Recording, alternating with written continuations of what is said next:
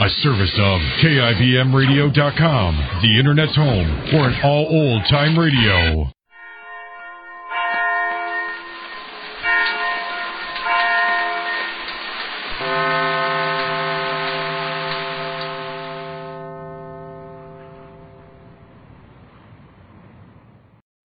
Your Coca-Cola bottler presents Claudia.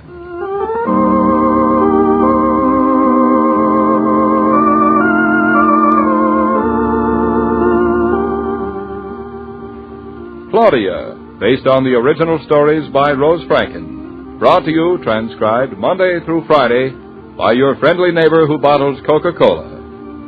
Relax, and while you're listening, refresh yourself. Have a Coke.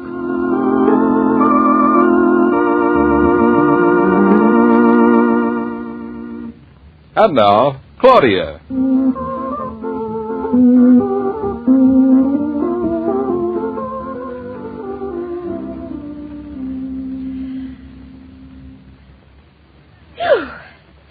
Well, I'm through packing this trunk. And that takes care of all the packing. Good. Where's the evening paper? Oh, someplace around. Say, that trunk certainly looks as if it had eaten a big dinner. Oh, and that reminds me. David, if you haven't got anything to do, you can come help me in the kitchen, will you? I thought as much. No peace for the weary. You mean the wicked. Come on, Shakespeare, you can help me, too. Careful, you're stepping on him. Now, hand me the ladder, will you? I want to see what's on the top shelf of the cupboard. Nothing up there. You can't reach it. Now, where's my paper? I better just look to make sure. I may have hidden something away. I'll do it. You'll only fall down and break in little pieces.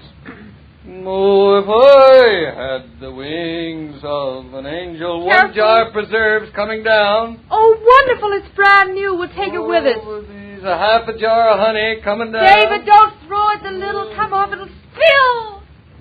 The step ladder's tipping, David. Out of my way. Out. I'm jumping. You all right? Certainly I'm all right. Didn't you see my parachute open? I'll never ask you to help me again as long as I live. Good. How's the step ladder? One leg's cracked. You see, it wasn't safe. And don't ever let me catch you climbing up on anything that's not safe. I've climbed up on that step ladder 100 times. It's safe enough for me. I'm light as a feather. And I've a wonderful sense of balance. Mm-hmm. What do we do with this jar of honey now we've got it? Put it in that crate with the rest of the preserves if you insist on keeping it. I don't insist on keeping it. I just don't want to throw it away, and I don't want to take it with us. You're making sense. Yes, I am. Perfect sense. I don't want to throw it away because I don't believe in throwing things away. And I don't want to take it with us because I know. We're moving with everything new. Because it will open and it will spill. Now, I know I'll put it here on the table and give it to Mama in the morning. Mama will be delighted. Well, that's all for the kitchen, isn't it? Looks like it. David, now could you take that hat box from the shelf in the hall closet? Can't we do it in the morning? Oh, I'd rather finish up everything tonight. Then I can sleep without a conscience. Any sacrifice is worth that. Take a look and see if you find Mama's umbrella while you're there. What would it be doing up here? I don't know.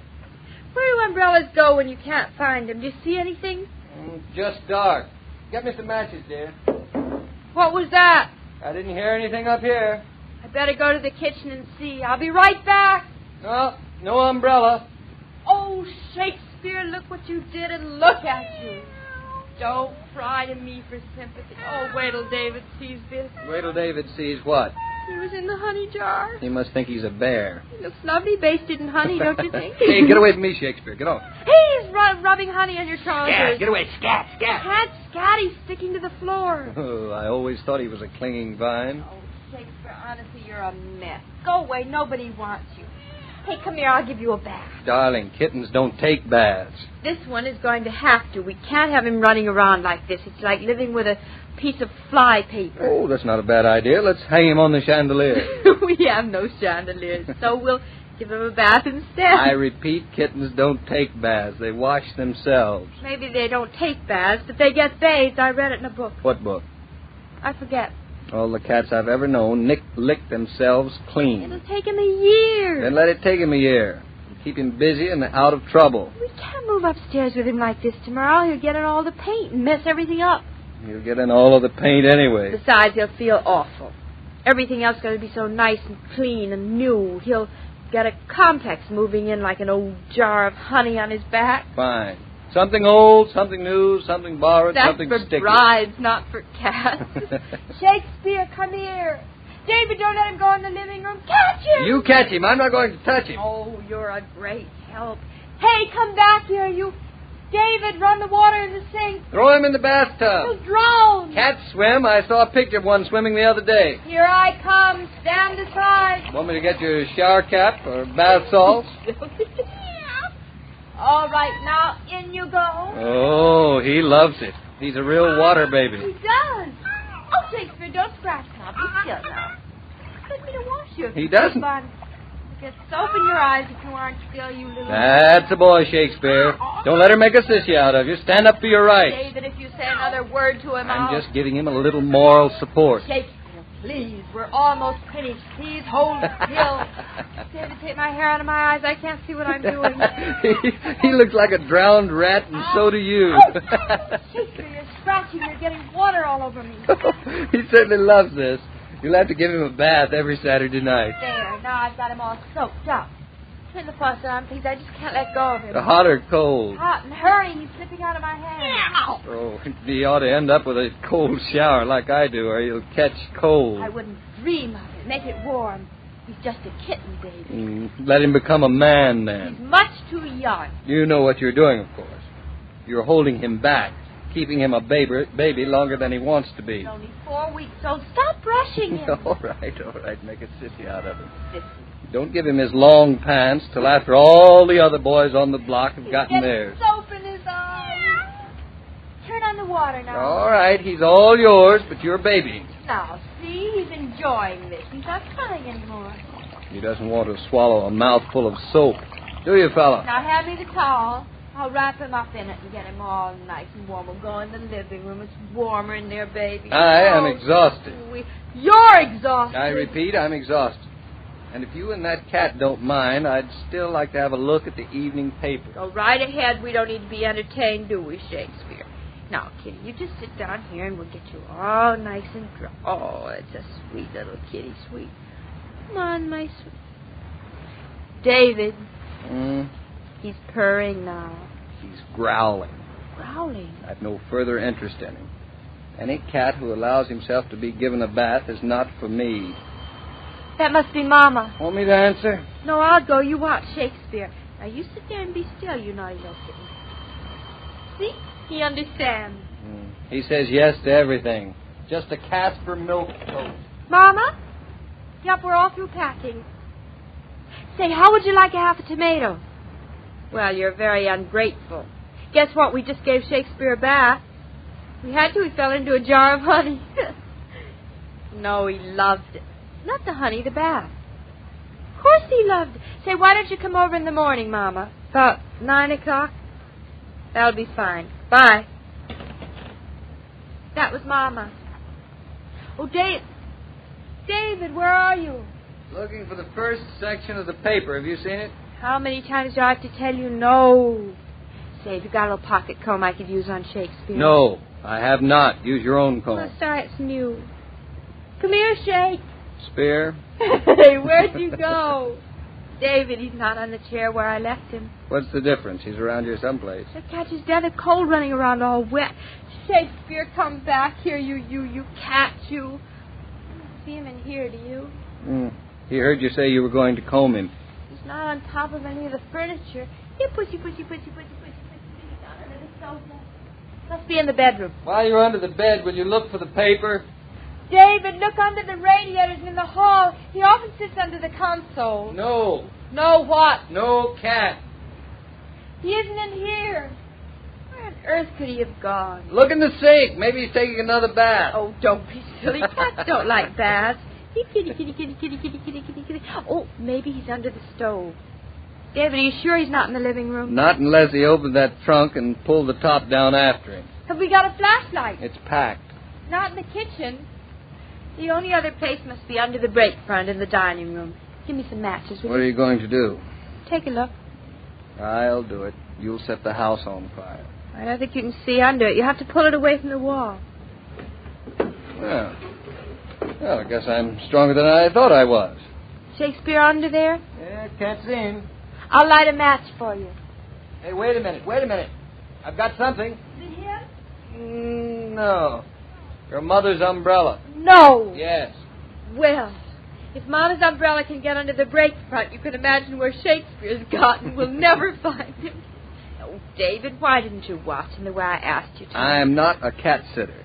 Think he could have jumped out of the window? What window? I noticed the little window open in the pantry. It's just open a few inches. He wouldn't have. He's just a kitten. Did you see anything? Only the fire escape, and it's pitch black out. Oh, I'm sure he wouldn't have gone down that. Would he? He loves it here with us. No bath and all. Come on. Let's go to bed. I'd be a lot happier if I knew where he was. Oh, he's probably in a closet or under some piece of furniture where we can't see him. He'll come out in the morning when he's hungry. I wish I were sure. Well, I am sure. And I am turning out the light, and I am turning into bed. Come on, darling. Turn around and come along.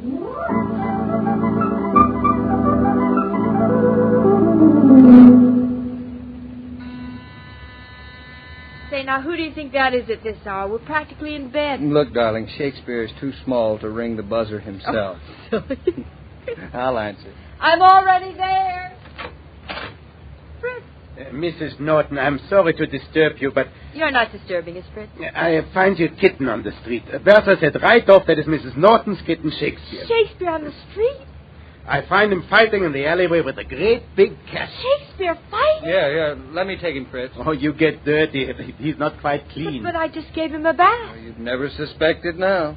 It's Shakespeare, but you hardly know him. It's him, all right. I said it couldn't be, but Bertha said she was sure, and Bertha was right. He must have gone out the window. Now, that's some cat after all. Oh, look at you, all filthy and black. Come here, you. Nice business running away. And, Fritz, we can never thank you for bringing him back. Good night, Fritz. Thanks a lot. Shakespeare say thank you to Fritz. Now, go on. Good night. Good night. David, the rascal. Hey, look. Look, he's missing a big patch of hair. Where? There. Right there behind his left ear. It's his battle scar. I better get the iodine. Oh, leave him alone. He's proud of it. He looks fierce. He isn't a mama baby anymore. One little evening out, and look at him. Oh, look at him, would you? He sure is proud of himself. His tail is sticking straight up in the air like a flag. His battle flag of freedom. Just like a man strutting around. Claudia, I hope you realize what this means. What? Shakespeare will stand for no more pampering. No siree. He jumped out of that window, a child. And he's come back a man.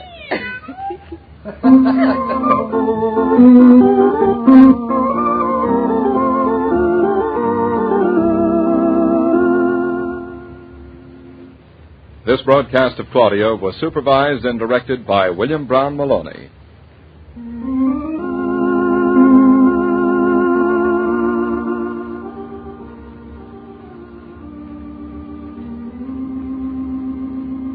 What are you planning for your club meeting snack? Whether it's a salty salad or sandwich, a sweet cake or cookie, there's one thing that'll go with it perfectly, and that's frosty, delicious Coca-Cola. And you won't have to leave your guests to get Coke either. Just reach into the refrigerator, fill a tray with bottles, and bring them in. That's easy hospitality everyone appreciates at any hour.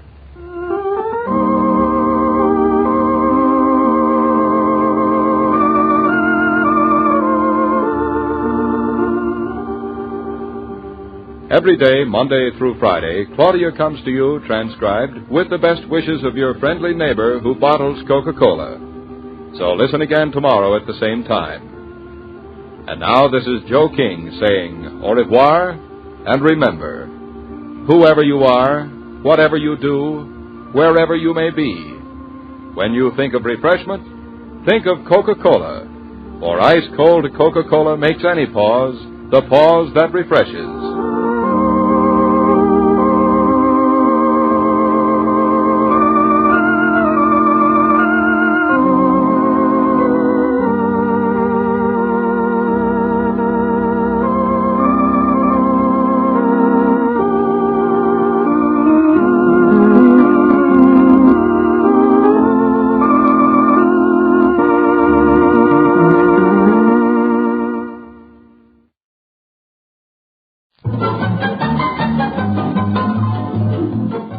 is Nightline, your tie line to the world, and this is Walter O'Keefe. Tonight, a visit to worlds strangely different from ours, the world of the future, the world of X-1.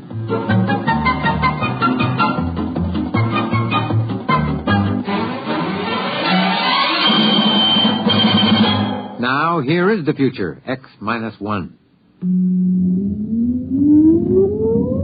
Countdown for blast off. X-5, 4, 3, 2, X-1, fire.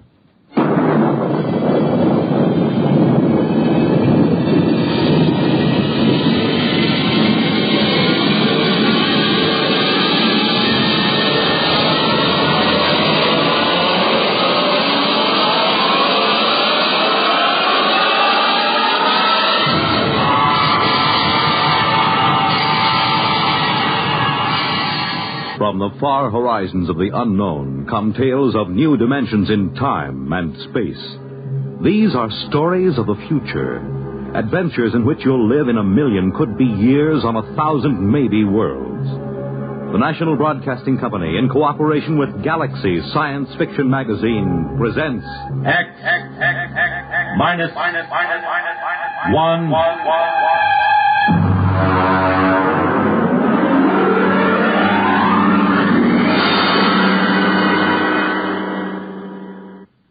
Tonight, Death Wish by Ned Lang. But first, hear this. During the theater season in New York, people flock from everywhere in the nation to see the latest Broadway plays. But very few of these people have ever been fortunate enough to experience the thrill and excitement backstage at one of Broadway's top musical comedies. Tomorrow night, Monitor invites you along as Don Russell goes backstage at the Broadway musical hit Simply Heavenly, introducing you to the cast, the author, listening to the songs from this fine musical show. It'll be an experience you won't soon forget. Then, on Saturday, for sports enthusiasts, Army versus Notre Dame, and Monitor brings you this football classic direct from Municipal Stadium in Philadelphia. Add to these features Monitor's special coverage of the pomp, ceremony, and celebration during Queen Elizabeth's tour of Canada. Visits from celebrities like Mickey Rooney, Tennessee Williams, Tony Bennett, and Burl Ives, and you have some idea of the top variety of entertainment Monitor will bring you all weekend. So start your weekend right with Monitor on Friday night and stay with Monitor all weekend long over most of these same NBC radio stations.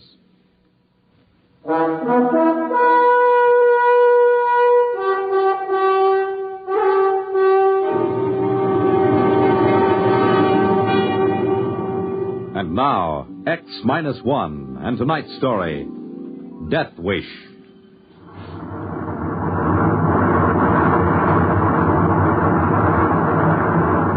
Fuel consumption normal. We'll reach Point Able in 10 seconds from now. 9, 8, 7, 6, 5, 4, 3, 2, 1. Cut! Well, gentlemen, we're on our way to Mars. Mr. Ratchett, give me a 30-second warning before we reach Point Baker. Very well, Captain. Now, Mr. Watkins, what's the condition of your engines? Don't you worry about my engines. The Deidre may be a cantankerous old crate, but she's good for another 5 or 10 round trips to Mars. You can lay to that. Look at him, Captain. If anybody criticizes his engines, you can actually see that walrus mustache of his bristle. Listen, Ratchett, I've had about enough of these personal remarks of yours. Stick to your navigation and let me alone. Now, Watkins, let's not get into another of those arguments. Now, that's an order. Aye, sir. You had a reason for asking about your engines. I've made enough trips to Mars to know the way a ship should sound. There's something about this one. I don't know quite what. There's nothing wrong with this ship, Captain Summers. I'll tell you something, though, every engineer worth his salt knows. There are just two kinds of equipment. The kind that fails bit by bit, and the kind that goes all at once. When something happens to the Deidre, you'll know it right away. You won't have to ask. Well, maybe so. I wonder if our cargo didn't shift on the takeoff. Mr. Ratchett, would you be kind enough to check on it? You bet, Captain. Right away. You worried about that new Farrington computer we're carrying, Captain? Well, not worried exactly, but it's a responsibility. That thing is by far the largest, heaviest, most delicate piece of machinery ever transported in space. It's an evil thing, with its blinking eyes and scheming brain. I'll be glad to get to Marsport and get it off the ship. Well, so will I, Watkins, but not quite for the same reason. I don't quite share your feelings about the personality of machines. That's because you don't know anything about them, Captain. I do. And I don't like that computer thing back there in the hold.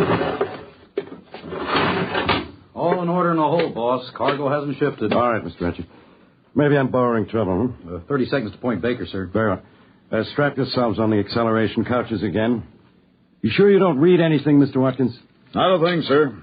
I'll vouch for every bit of equipment on the Deidre. 15 seconds to Point Baker. Prepare for new acceleration. Engines ready for firing, sir. 10, 9, 8. We fire for 7, exactly 5 seconds 6, on reaching Point Baker 5, for maximum acceleration. 4, 3, 2, 1.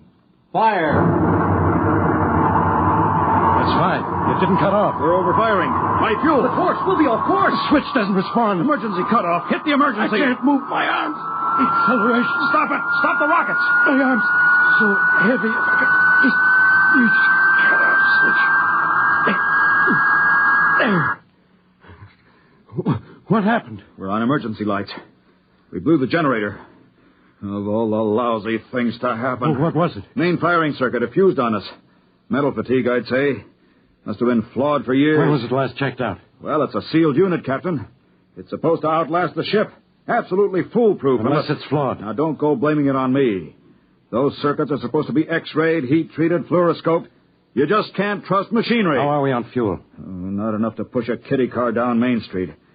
If I could just get my hands on those factory inspectors... Mr. Radjic, how does this affect our course? I'm computing it now. Well, hurry it up. I'm working as fast as I can. Mr. Watkins, can we fire those rockets on manual? Sure we can, but we only have enough fuel for about a 3-second burst. It'll mean a crash landing. We'll worry about that when we come to it. Well, Mr. Radjic? This kills us, Captain. We're going to cross the orbit of Mars before Mars gets there. How long? Too long. Captain, we're flying out of the solar system at just under the speed of light.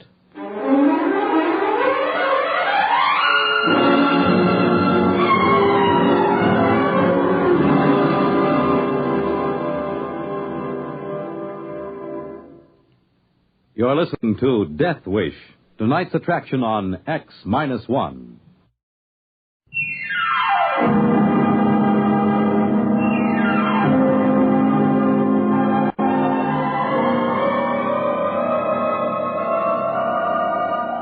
Now back to X-1 and Death Wish.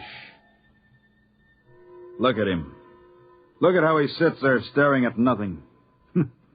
Here we are kiting off into space, and what do?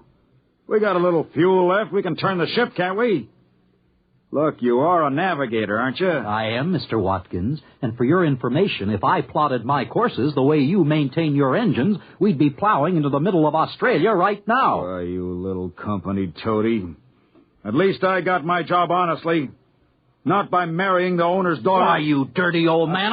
Stop it, both of you. No more of this now. I give the orders here. All right, then give some. Tell him to plot a return curve. This is life and death. All the more reason for keeping our heads. Mr. Ratchet, can you plot such a course? It's the first thing I tried. On the fuel we got left, there isn't a chance. Best I could do would be a degree or two. That won't help. What do you mean it won't? We'll turn back into the solar system. Sure, but the best curve we can make will take us a few thousand years to complete. What about a landfall on some other planet? Neptune, Uranus? Impossible. In the first place, the right planet would have to be in the right place at the right time. And if it were, we'd need fuel, a lot of fuel, to get into a braking orbit. And if we could, who'd come and get us? No ship has gone past Mars yet. Yeah, but maybe there'd be a chance, just a slim chance. Maybe, but we can't swing it. Gentlemen, I'm afraid we'll have to kiss the solar system goodbye. It just doesn't seem possible. Who would believe we're traveling at almost the speed of light? Look out the viewing port. You'd swear we were standing still in space. Yeah, that's because there's no reference point, as you know. I assure you, we're traveling faster than any men have ever traveled. What should we do, Captain? I don't know, Watkins. I just don't know. Our noble captain can't face the situation. Of course I can face it. I can follow any course you plot. That's my only real responsibility. Now, let's get a grip on ourselves. Mr. Radjic, suppose you raise Mars on the radio. Aye, sir. Deidre to Marsport. Deidre to Marsport. Urgent. Repeat, urgent. Come in, Marsport. Marsport to Deidre. Read you. Over. Emergency, Marsport. Firing mechanism jammed. Fuel almost totally expended. Acceleration 15 seconds past safe maximum. Heading out of solar system. Request help. Over. Can you turn the ship, Dietrich? Can you put it into any kind of an orbit? Over. No fuel, Marsport. We can only turn a degree or two. Over. Put your captain on, Dietrich. Over. Captain Summers, Marsport. Over. Captain, what do you propose to do? Good Lord, man, that's what we're asking you. What do you propose to do? I say, what do you propose? What are they saying? I don't know. I couldn't catch it. Mr. Radjic, can't you get better reception? We're rapidly running out of range, Captain. I'll give it all the gain I can get. To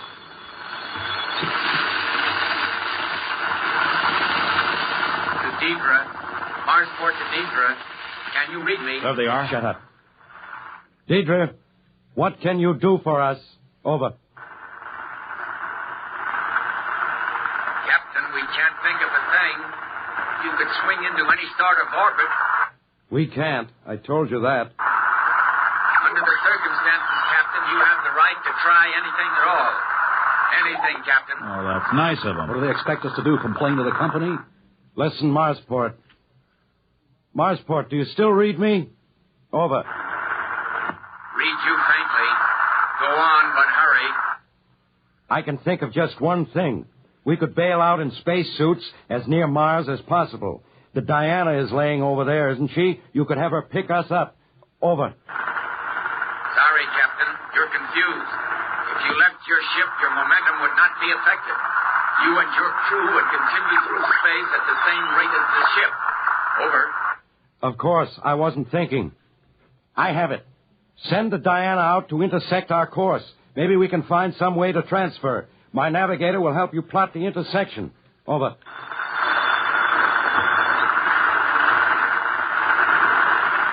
They're gone again. Hello, Marsport. Hello, Marsport. Come in, Marsport. I can't bring them in again. Do it that way. Sorry. Over. You mean you can't do it? Why not? It is our only chance. Over. Diana's laid up, having her engines overhauled. How long before she can be spaceborne? Too long. 3 weeks. Sorry, Captain. I wish we could think of something. But the only thing we can suggest... What? I didn't get it. Reception's gone again, Captain. We're getting out of range. I don't know whether I can raise them again or not. Well, try. Come on, maybe that suggestion What can they suggest that we don't already know? Even the static's getting weaker now. We only knew what they were going to say. What's the difference? They didn't really think it would work anyhow. Wait a minute. Wait. Maybe something come... Hold it. Suggest. Can you hear? Suggest. Most unlikely. But try calculator. Try calculate. They're gone. For good this time. I heard what he said. The calculator. Does he mean the Farrington computer in our hold? Yes, I see what he meant. The Farrington's a very advanced job. No one knows the limits of its potential. He suggests we present our problem to it. That's ridiculous. The problem has no solution. It doesn't seem to, but the big computers have solved other problems that seem to have no solution. No, we can't lose anything by trying. Yeah, not as long as we don't pin any hopes on it. That's right. We don't dare hope. Mr. Watkins, I believe this is your department. What's the use? You say don't hope, but both of you are hoping anyhow. You think the big electronic god is going to save your lives? Well, it's not. Well, we have to try, man. Who says we do? I wouldn't give it the satisfaction of turning us down. Are you implying that machines think? You bet I am, because they do. No, I'm not out of my head. Any engineer will tell you that a complex machine has a personality all its own. Do you know what that personality is like? It's cold, withdrawn, uncaring, unfeeling. A machine's only purpose is to frustrate desire and produce 2 problems for every one it solves. And do you know why a machine feels this way? You're hysterical. Oh, no, I'm not. A machine feels this way because it knows it's an unnatural creation in nature's domain. It wants to reach entropy and cease.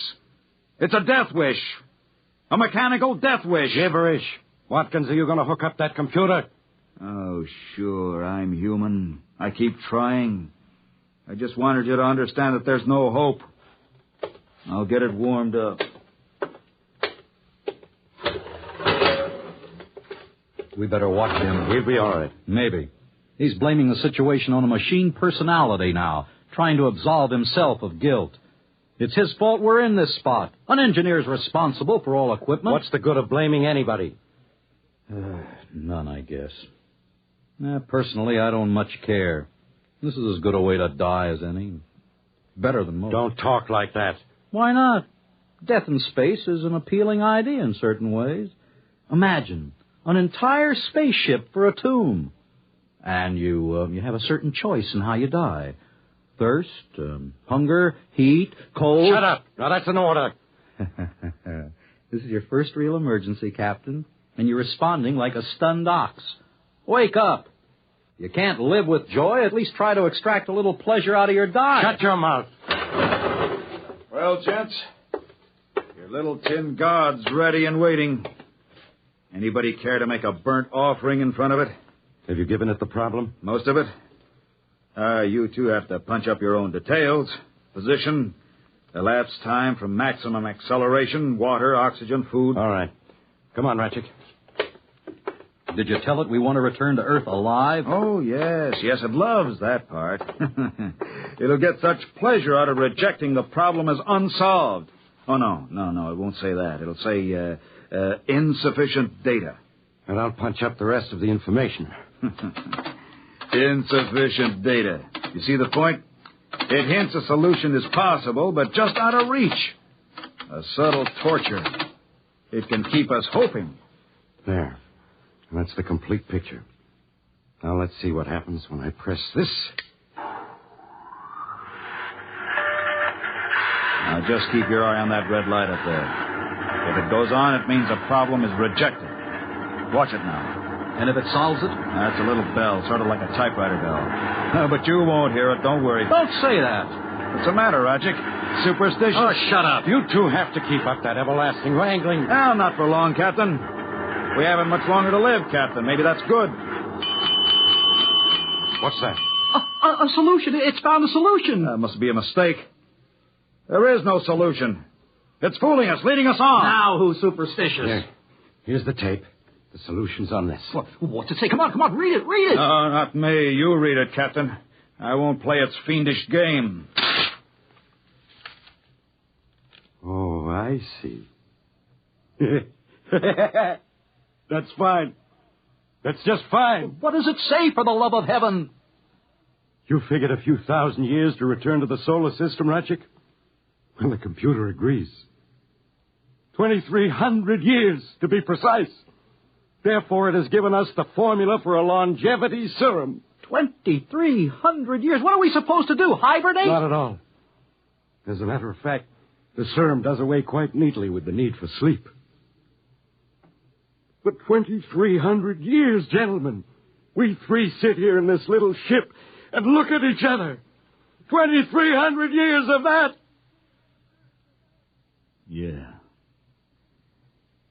Yeah, that's just the sort of thing a machine would do.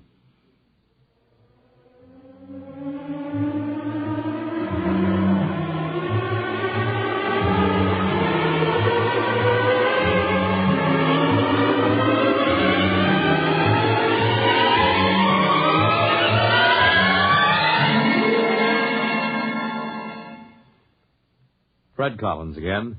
And I'll have another word for you about X-1 in a moment.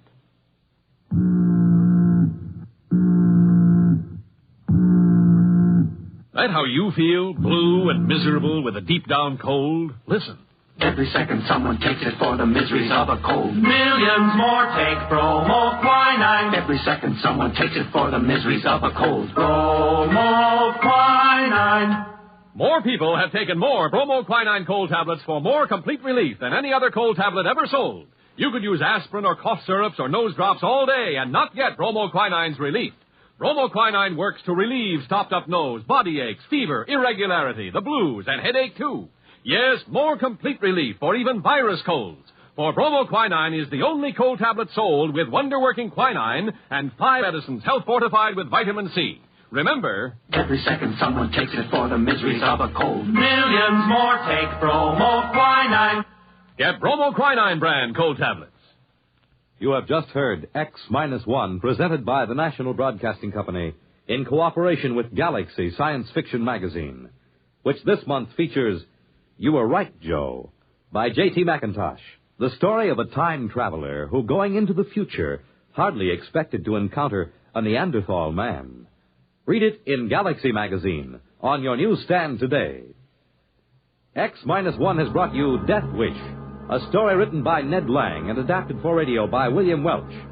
Featured in our cast were Ralph Camargo as Watkins, Maurice Tarplin as Captain Summers, Walter Black as Ratchek, and Joseph Bell as the radioman. This is Fred Collins speaking. X-1 was directed by George Voutsas and is an NBC Radio Network production.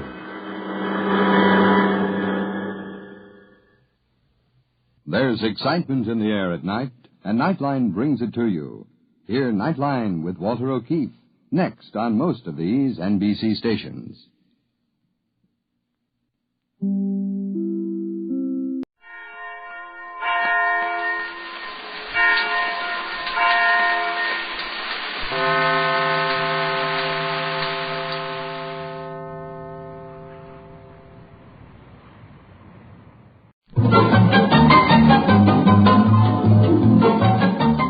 This is Walter O'Keefe, inviting you to listen in on the Nightline.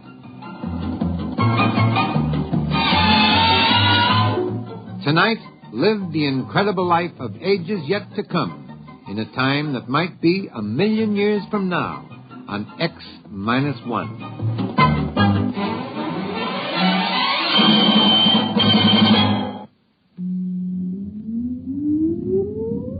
Countdown for blast off. X-5, 4, 3, 2, X-1, fire.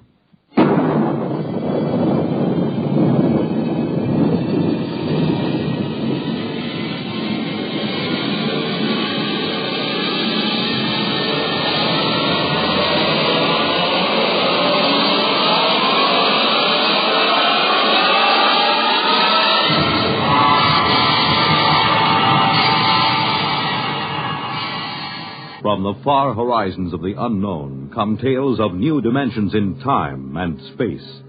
These are stories of the future, adventures in which you'll live in 1,000,000, could be years, on 1,000 maybe worlds. The National Broadcasting Company, in cooperation with Galaxy Science Fiction Magazine, presents X-1.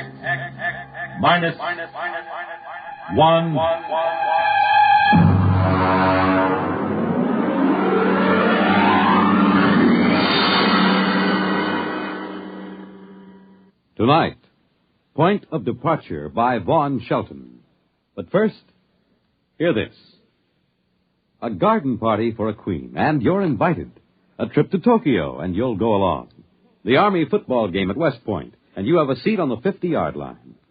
These are just a few highlights of the weekend Monitor has planned for you.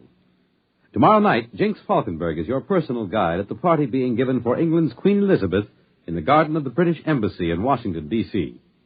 Saturday, you'll be off to historic West Point for the great Army-Pittsburgh football game. And that excursion will be followed later in the Monitor day by a trip to Tokyo, where you'll visit the famed Japanese Kabuki Theater and the exotic Ginza nightclub district. Eleanor Roosevelt, Helen Hayes, Pat Boone, and Tony Perkins will be among the celebrities visiting Monitor this weekend. There'll be music, comedy by Fibber McGee and Molly, Bob and Ray, features, news, and sports. So start your weekend right with Monitor on Friday night, and stay with Monitor all weekend long over most of these same NBC radio stations.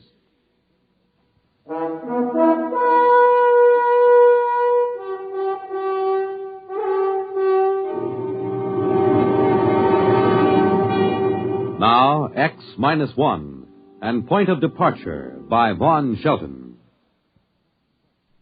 Before I make this statement, I am well aware that you, gentlemen, are the board of directors and not likely to believe me. The overwhelming concrete fact that we face is that the Utah Flats atomic plant is short $300,000. You've asked for an explanation before the district attorney's office is called. I shall explain, but I know I will not be believed. It started with a letter I received from Dr. Winston Reed, the archaeologist. He is the top man in his field. You may have heard of the Yucatan discoveries and, of course, the Poseidon tablets found in the vault under the Sphinx. His letter introduced me to a Simon Kane, who flew in from Salt Lake City and made an appointment for the following afternoon. Mr. Donner, I'm sorry that Dr. Reed has left again for the field. I should like to have him with me at this meeting. Well, Mr. Kane, I don't quite understand why you've come to me. I'm merely a plant manager for Allied Electronics, and I have no interest in archaeology, nor have I access to any funds. I'm not here on a begging expedition, Mr. Donner. I'll come right to the point. Do you know anything of the Poseidon tablets? Well, I've read newspaper accounts. The preliminary translations of the protolithic seals that surrounded the tablets indicate a civilization that flourished on the equatorial continent until it was destroyed by a natural catastrophe, identified as the biblical flood at about 10,000 B.C. Oh, really? I'm afraid I had it confused with the Dead Sea Scrolls. Oh, well, the lay public has not been informed that the tablets have been opened. Opened? Why, yes. The original inscriptions surrounded them. They were in wedge-shaped characters on baked clay. They had been removed from the tablets. Well, it's all very interesting, but really I think... Mr. Donner, 14 tablets were never registered with the Egyptian Museum. They remain at large. 6 of them have been translated so far.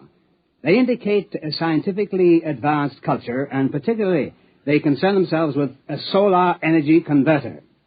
You mean that literally? A power source from the sun? Yes.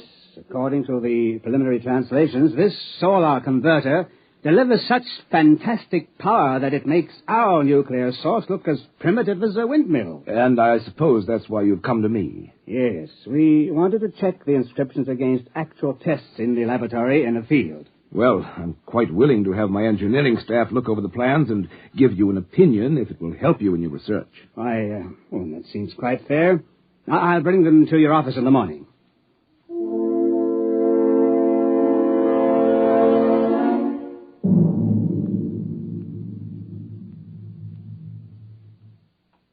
I suppose I half believed him at the time. I had heard of the Poseidon tablets, and I knew that the frontier of archaeology had been pushed back far beyond current thought by them. You gentlemen of the board of directors will have to believe me that I suspected no fraud. I had no reason to doubt Kane. I called in Rowell and Henniger, 2 of our engineers, and left them alone with Kane. About 5 o'clock, I got Rowell back in my office. Mr. Donner, it's remarkable. Quite remarkable. Of course, I don't quite understand the field mathematics involved. Rowell, I want a simple answer from you because I'm a simple executive type. Will that thing work or not? Well, of course, it'll need a field test, but theoretically I see no reason why it shouldn't. Should we build it? Well, there isn't any question, is there? It's revolutionary. Quite revolutionary. All right. You and Henniger are assigned to it. I'll give it a project name in the morning and allocate a research budget. You'll be working with Mr. Kane.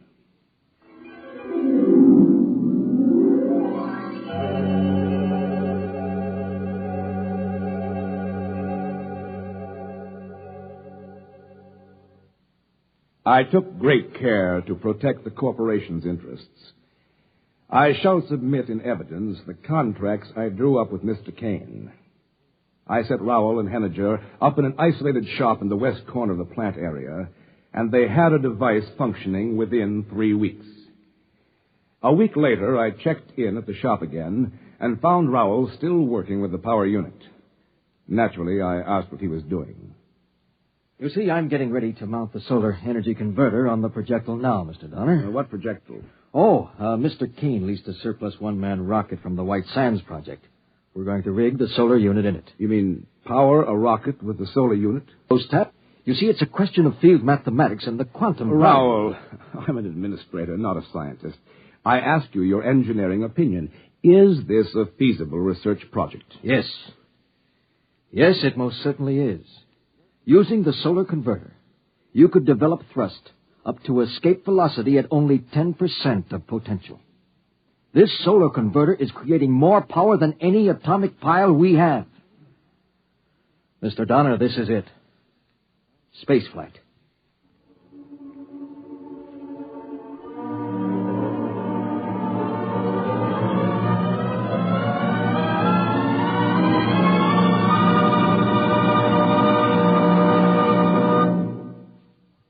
You are listening to Point of Departure, tonight's attraction on X-1.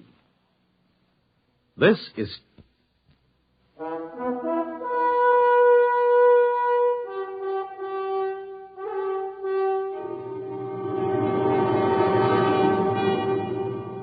Now back to X-1 and Point of Departure.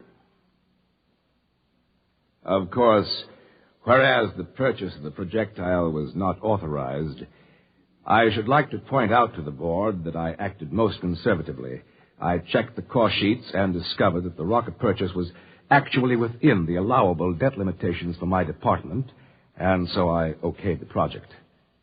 However, I was concerned with the irregularity of an expenditure before authorization, so I drove out to Simon Kane's place to speak to him about it. Oh, Mr. Donner, I'd like you to meet Porter Hayes. Hi. How do you do? No, look here, Mr. Hayes has agreed to fly the ship. Look, that's what I want to talk to you He's about. with the Pan-Columbian Project, and he's flown all the other types that have been flown so far. This is the one that'll make history, Mr. Donner. This ship will fly anywhere in the solar system. Probably clear out to most other planets without even carrying a fuel supply. Best thing about it is the actual guarantee of a return trip. You know, those geniuses down at Pan-Columbia have plenty of ideas for getting you out there, but very few for getting you back. I've been showing Mr. Hayes the photographs of the original tablets and translations. You see, Mr. Donner, aren't they beautiful work? Kane, I want to talk to you in private. The cost sheets. Hey, Kane, where's the last tablet? There are only pictures of 13 here. That's right. The first 13 tablets take us through the construction of the unit and the ship and the inventor's 6 successful trial flights. The 14th hasn't been translated yet. It takes about a month to decipher each tablet. You do it yourself? Oh, no. That's a special study. My wife does it. She's an Egyptian scholar in her own right.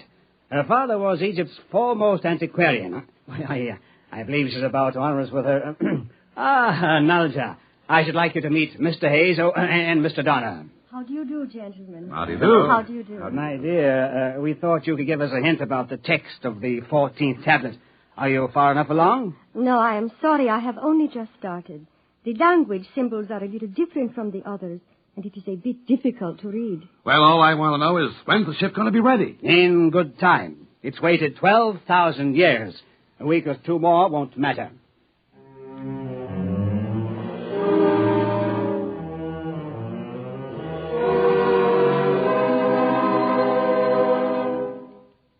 During the next 2 weeks, I was too busy with other things to worry much about the project, but I would like to call the board's attention to the fact that I submitted multiple progress reports at 5-day intervals as required by plant operating procedure. I am at a loss to understand why those reports are now missing from the files. One evening, on a visit to Salt Lake, I was dining at the Pioneer Arms when I spotted Porter Hayes at the table across the room. He was with a young lady who looked familiar to me, even from the back, and, of course, I realized it was Nalja Kane. I felt it was discretionary on my part not to inform Mr. Kane of his wife's continuing acquaintance with Porter Hayes. On July 19th, Kane telephoned and said the airship was rigged and ready to go. I had assigned him an area in our desert test space, and we scheduled the test for the next morning. I got to the test site a little late. Everything was ready, and they were waiting for me. The gantry train moved back, and without the usual roar of chemical rockets or the scream of jets, the ship rose gradually to about 10 feet, and then shot up to a couple of hundred, and then stopped again. Kane was on the intercom. Hayes! Hayes! Is it firing right? What did he say? He's satisfied the craft works perfectly. He's going to take it straight out for 4 or 5 hours and then come back. Well, he can't do that. There's too much he doesn't know about that ship. Tell him to come back. Let him alone. He's making history. But the first time... There he goes.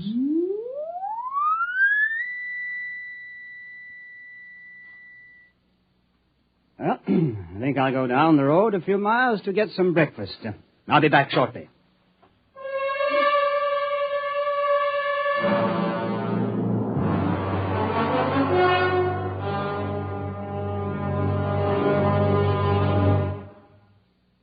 That was 4 days ago. I want it clear to the members of the board that I have not notified the authorities. The ship carried the standard survival kit with 7 days' ration and water, and if he had no operational trouble, Hayes could stay out at least a week. Other than filing the original flight plan with the Joint Astronautics Board, I had no other official obligation. When Kane did not return to the test site by noon, I went to look for him. Meeting with no success, I attempted to question Mrs. Kane at her hotel room. I cannot tell you. I cannot tell you anything. Mrs. Kane, this is a matter of vital necessity to our corporation. I have exceeded my research budget on my own responsibility. I must find your husband. If something happens to the rocket, there'll be an investigation. An official investigation. It will all come out then, won't it? What? About my father. Mrs. Kane, I don't understand. What has your father to do with this? He stole the tablets. At least I thought he did. You mean the tablets that you've been translating? Yes. I thought he had stolen them. Simon Kane told me that. He brought me the cases soon after we were married. I helped him smuggle them out of Egypt to protect my father. He swore if I didn't help him to translate the inscriptions, he'd expose my father and disgrace him. But now it's too late. He's dead. You mean your father? Yes, he is. Porter Hayes told me. He called me this morning. Well, that must have been before the test. My father's been dead for 6 months. Murdered. Simon Kane murdered my father. He killed him and stole the tablets from him. Porter Hayes told me he has the proof. Well, that's... I'm really sorry, but if Mr. Kane did come into possession of those tablets illegally, there will be a great deal of litigation. Patent rights, you know. That's our primary concern. Now, of course, we'll have to have whatever proof we can. The original tablets, any photostats, notes... They are all gone. You mean Kane took them? He destroyed them. He burned them. He laughed at me this morning. He told me I could never prove they'd ever existed. However, we do have the corroborative evidence of the solar converter, its plans at the plant, the prototype model, and, of course, the rocket. Porter Hayes flew it, didn't he? He flew away. Oh, Hayes, yes, but he's on the test flight. Now, as soon as he comes back, we'll have to get his affidavit.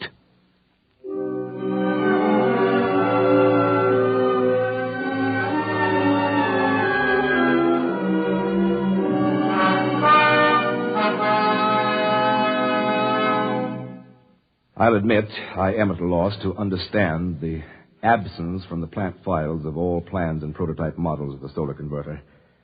However, I am awaiting a report momentarily from our proving ground near Salt Lake on the return of Porter Hayes and the rocket.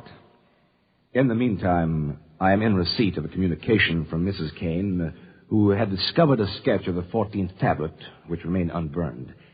She includes a translation, and I open this now in the presence of you gentlemen, and I include it in my report. I am convinced that the translation, which I have never seen before, will prove to you gentlemen my probity and my good faith in the corporation's behalf. And now I open the envelope. The translation, 14th tablet, and I quote, "The foregoing record is accurate, and we acknowledge a superlative contribution to science of the inventor." And there is a name here I cannot pronounce. I continue. "But we must admit his greatest contribution is in the proving of an axiom where ultimate force is involved. It is better to know none of the laws than to know most of them. On the 4th day, the aircraft returned from far space to the point of its departure. The aircraft was in excellent condition, but the solar converter was completely fused into a shapeless mass of metal. Of the inventor, the pilot of the craft, nothing remained but his clothing and a handful of white dust. I must conclude my report by proffering my resignation. I will be at the district attorney's disposal when you gentlemen of the board choose to call me in.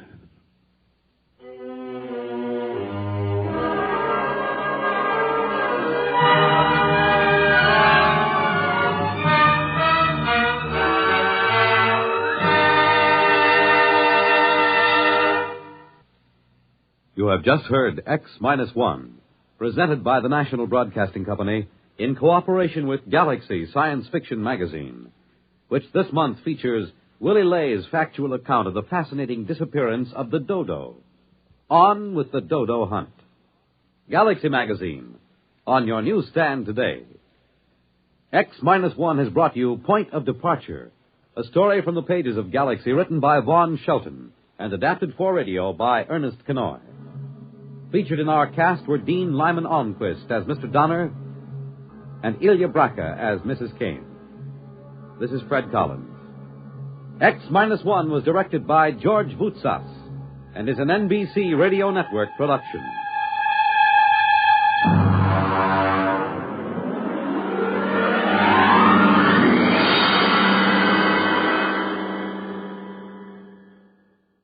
There's excitement in the air at night, and Nightline brings it to you.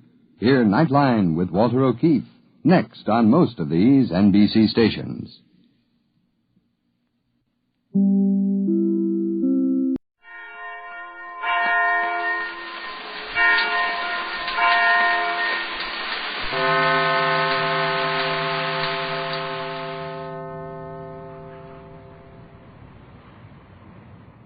When we last saw the Gregory party aboard the stolen Euclidean submarine, their position was anything but a happy one.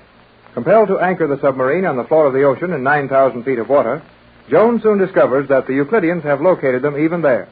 As Captain Bradford engages in two-way radio communication with Johnson in Los Angeles, the scientists on the Magic Island send out a radio beam of such power as to nearly cripple the submarine.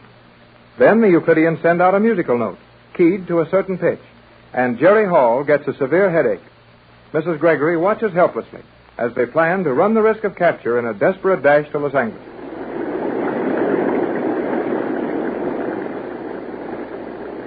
Well, of all the crazy things I ever heard of, this is the worst.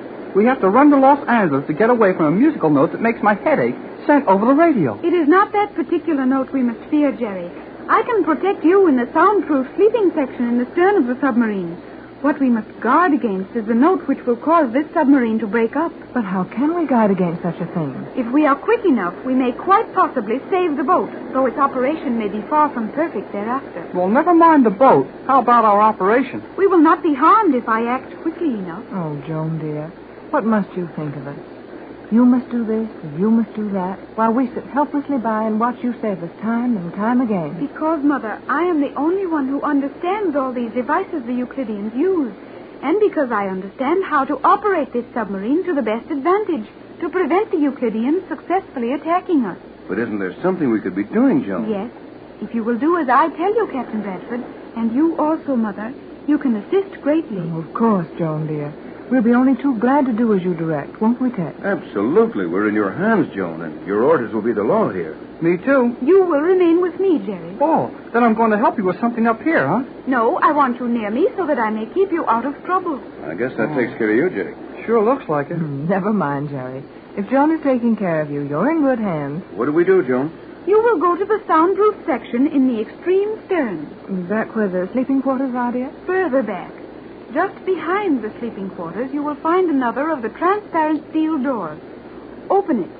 Enter the small chamber there and remove everything that is not permanently fastened to the floor and walls of the compartment. What do we do with these things? Bring them forward into the sleeping compartment at once and fasten them down to the best of your ability. Is that all, Joan? Yes, that is all. I will find something with which to occupy Jerry while you are gone. Are you sure you understand exactly what's expected of us, Dad? All we have to do is to clean everything movable out of the stern section. Well, do you know why we're doing this? No, and it didn't seem like the time to ask questions.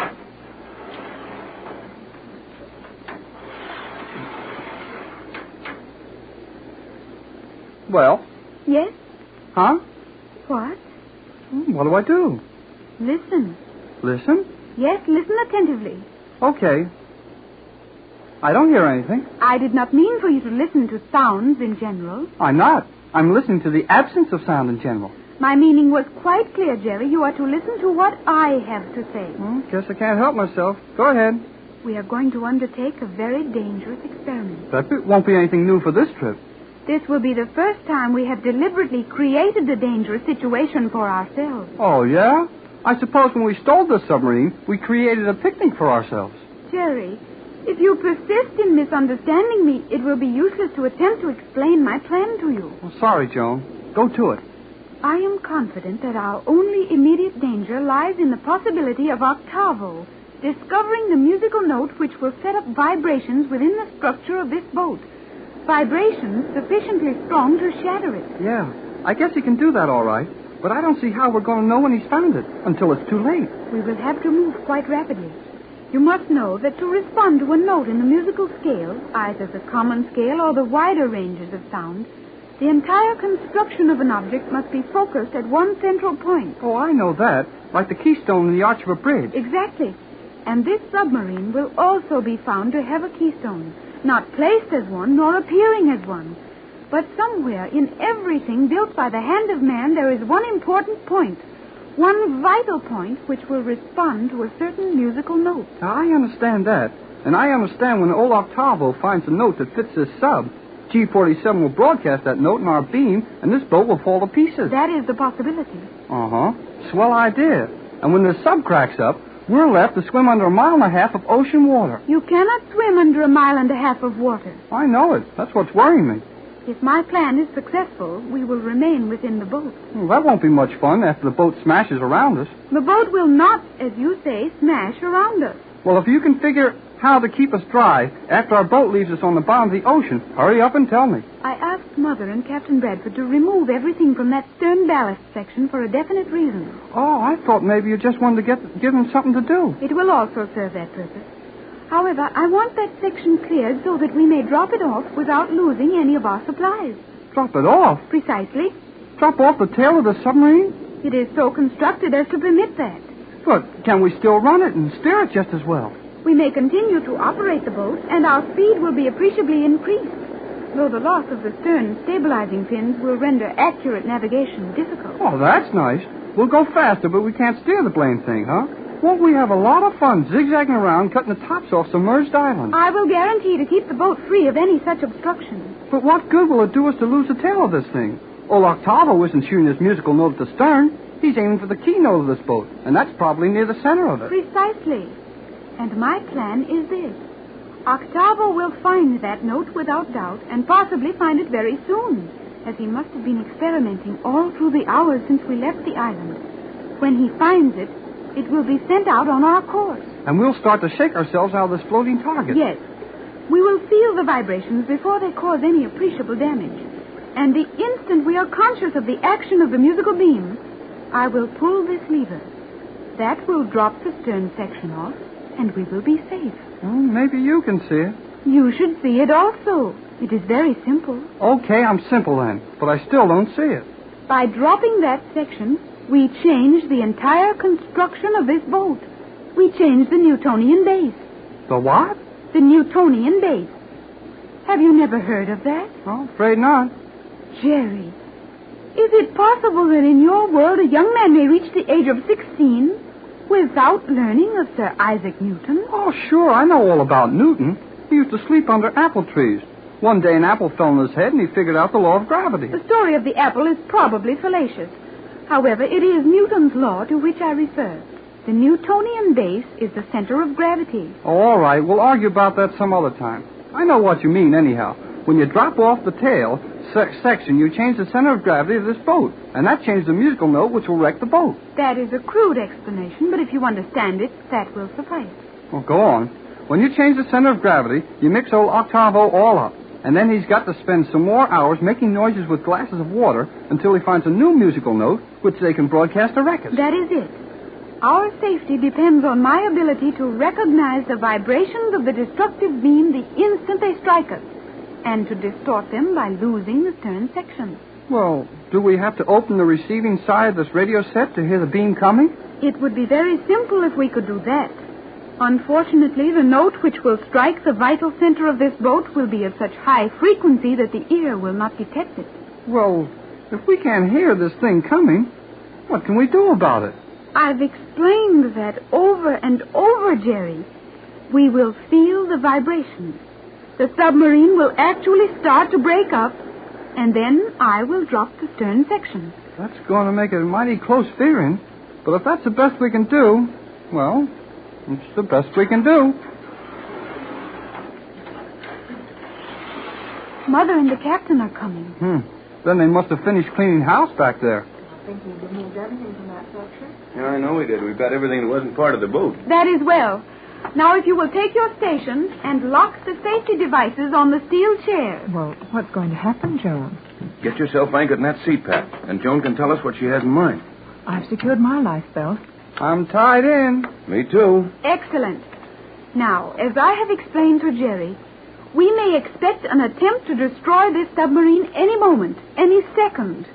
And when this attempt is made, the first indication of it will be a series of sharp and violent vibrations. We must be prepared to remain in our places and make no false moves. I will quickly cut off that stern section, thus changing the center of attraction in this boat and saving us from destruction. Oh, we hope. But, Joan, if you are afraid the Euclideans are going to send a destructive radio beam, and our safety can be assured by dropping that stern section, why wait until they start sending out this beam? This will be a constant musical note, Mother. And I am basing my plan of escape on the belief that Octavo is working to find the note which will destroy this boat as it now stands. If we were to change our structure before he strikes, he would know it instantly and would set about making ready to attack us as a smaller unit. Well, that's sensible enough, Joan.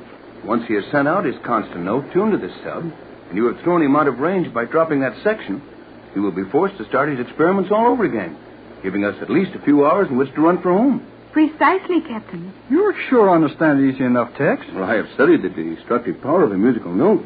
You and I seem to be the only ones completely in the dark on this, Jerry. Sure looks like it, Mrs. Gregory. But if Joan and the captain know everything, we don't have to worry about knowing anything. Silence.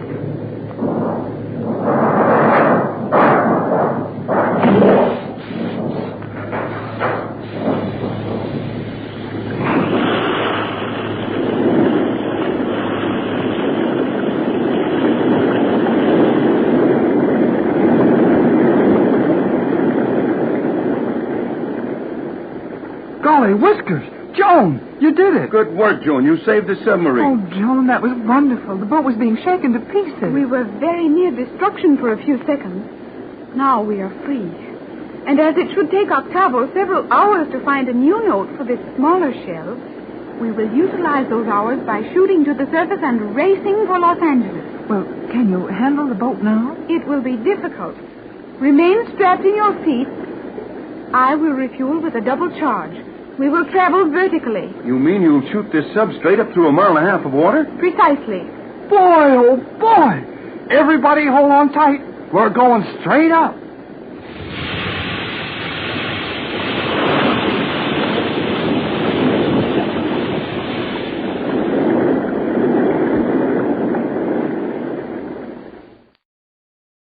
Now the race for freedom is on in earnest. With Joan Gregory at the controls, the stolen Euclidean submarine is driving at full speed for the surface of the ocean. And that full speed is terrific. The submarine is capable of making over 40 miles an hour underwater. And added to this is the change in water pressure, which aids in shooting the boat straight up, almost as fast as a bullet shot out of a gun. Jerry, Mrs. Gregory, and the captain are excited by this ride and perhaps a little nervous. But they appear to be quite comfortable as they sit in their swinging steel chairs, securely fastened with safety belts. Joan is giving them some last-minute instructions as the submarine nears the surface.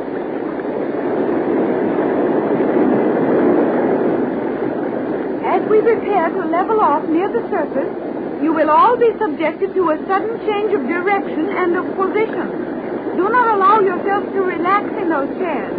Brace your feet and hands firmly and remain rigidly a part of the structure of this submarine until I order otherwise. Okay, Joan. I'll hang on to everything. Aren't we in danger of bursting out of the water with such a force as to strain this boat to the breaking point? Well, I think so. After all, you can't rush straight up through 9,000 feet of water and shoot out into the air without some action. We will not leave the water entirely. I shall level off at 10 fathoms, and the remaining water will act as a cushion, breaking our rise gradually until we reach 6 fathoms. We will then proceed at that level. Well, the air pressure inside this thing won't change, and if we can keep from getting thrown out of these steel chairs, I guess we'll still be here when we come out on top. We are not coming out on top, and you know it. Jerry meant when we level off, June. We have no time for further discussion now. We are nearly to 10 fathoms. Hold your station. Brace yourselves well, and do not move until I give you permission. Aye, aye, Skipper.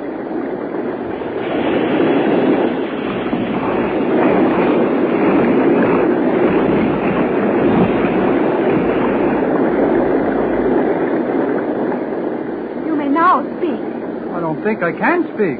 You just did, Jerry. Oh, then I can. Well, Jerry, I too am surprised to learn that I can. That was about the wildest bit of sailing I've ever gone through. Are we safely leveled off at 6 fathoms now? We are, and proceeding along our course to Los Angeles. Hey, we're not riding any too well. That's to be expected, isn't it, Joan, with that stern section off? Yes, Captain Bradford. Our sailing will be very rough at all times now. The submarine is hard to control without the stern stabilizing pins. We're certainly flopping around like goldfish in a bowl, but we seem to be making good time. The vibration is not as great at this speed as it would be at a lower rate. Then for heaven's sake, don't slow down. Are you uncomfortable, Mother? I've really been more at ease a number of times, Joan, but I can stand it if the rest of you can. When I think that we're getting away from that island, I can't imagine anything I couldn't stand. That goes for me, too. Hey, Joan, how about using our radio now? It would not be advisable. I hope that G-47 and Staley's will suppose this boat to be destroyed. And in their excitement, it is barely possible the scientists in the transmission chambers on Euclidia have failed to note our movement on their prism reflectors. Well, I don't think those Euclideans ever miss anything. They will probably locate us within a very short time. But they won't be able to reach us with anything, will they, Joan? Not to my knowledge. Though it is quite possible the G-47 did not let me see everything there was to be seen on Euclidia. There were secret chambers where only a few of the greatest scientists went. What about this man who succeeded in getting to Johnson at our radio set, Staley? What would he be doing in America? Acting as a Euclidean spy and learning what new developments in science were being used. Would he be in constant communication with the island? To be sure he would. But how could he send messages to them? He'd have to have a radio set somewhere in the States, and his messages would be picked up all over the world. He would be operating on a frequency which no worldly station could pick up, as you call it, Jerry. Is that going on all the time, all over the world? Euclidia has many agents, that I know, and their reports come in a constant stream to the island. But it is most unusual for a scientist as great as Thales to leave the island. Such work is usually delegated to minor scientists. Looks like old G-47 figures we're pretty big stuff. Big stuff? Jerry is off on one of his non-English speaking tours. But he meant that we must be important enemies if Thales would personally set about to make trouble for us. What do you suppose he could have done to Johnson? Probably nothing at all. Certainly he will not have harmed him. What makes you so sure of that? Thales would know of some way to keep Mr. Johnson quiet for some time without hurting him. It is a strict policy with G-47 to have his agents refrain from creating disturbances. Well, I'll bet he didn't take that radio set away from Johnson without creating something.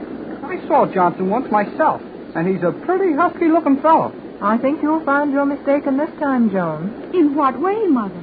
Johnson would protect us with his life if necessary, and he would have to put up a struggle before turning that radio set over to an agent of Euclidia. That's right, Joan. I imagine that Johnson and Thales have never seen each other. You will all remain silent. No, I said it will all dear. remain silent. Well, thank you. I will attempt to explain. I wish you would. We heard Johnson's voice over the radio, and then the reception became very poor. The radio sounded as if it had been knocked over or broken or something. Yes, and then Johnson said that danger threatened him, and that the radio had been tampered with. There's no other way to figure it, Joan. Daly's was standing right over Johnson when he sent that message. I know you are wrong, and I will prove it. Well, you'll sure have to. Hey, hold this thing still.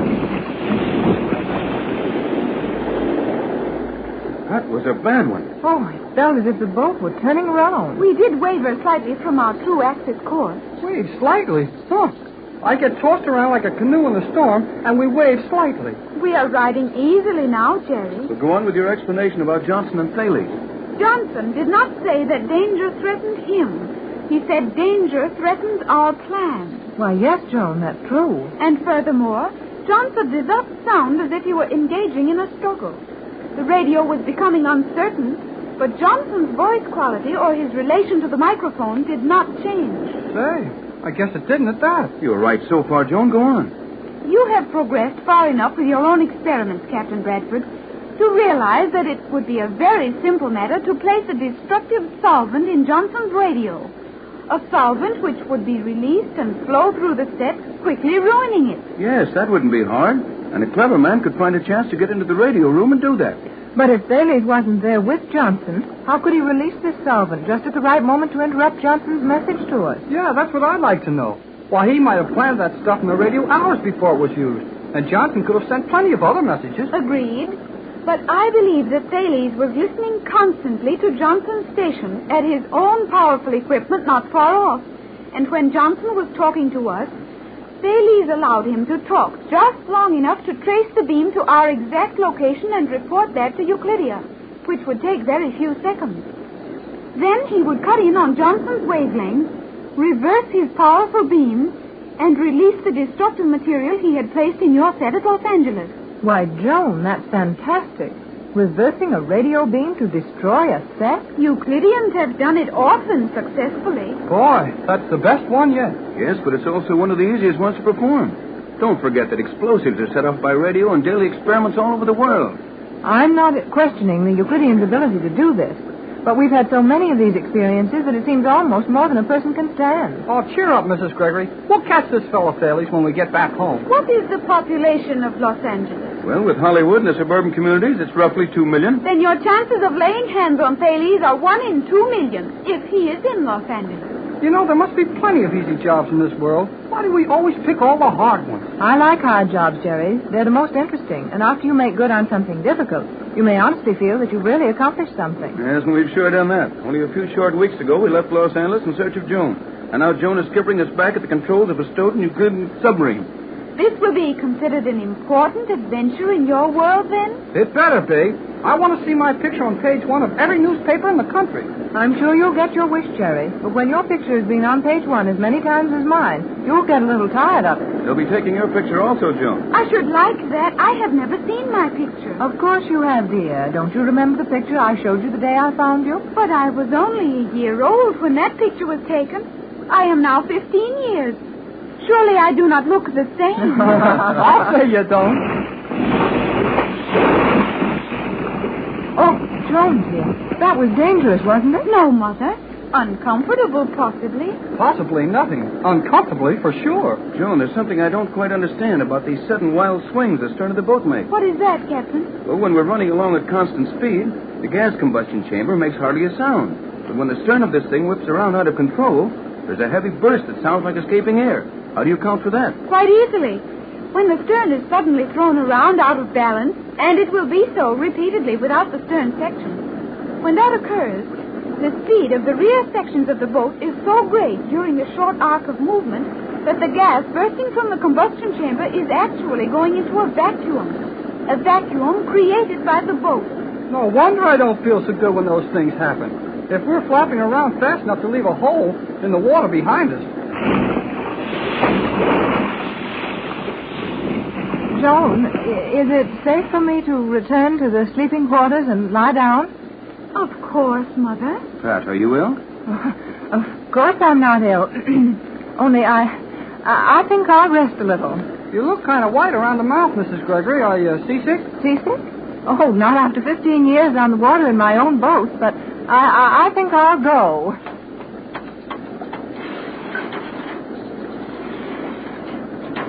What is the matter with Mother?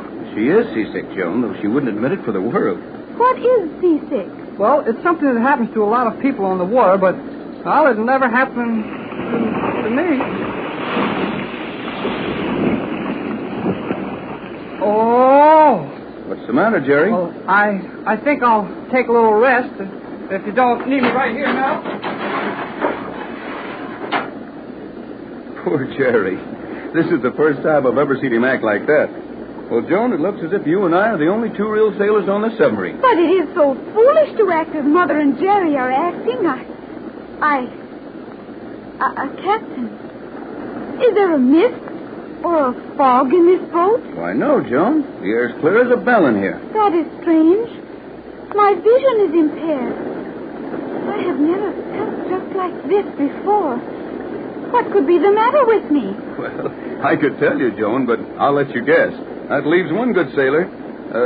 Joan, you better go back with the others and lie down. If I should happen to find that I'm no stronger than the rest of you, I don't want anyone here to laugh at me.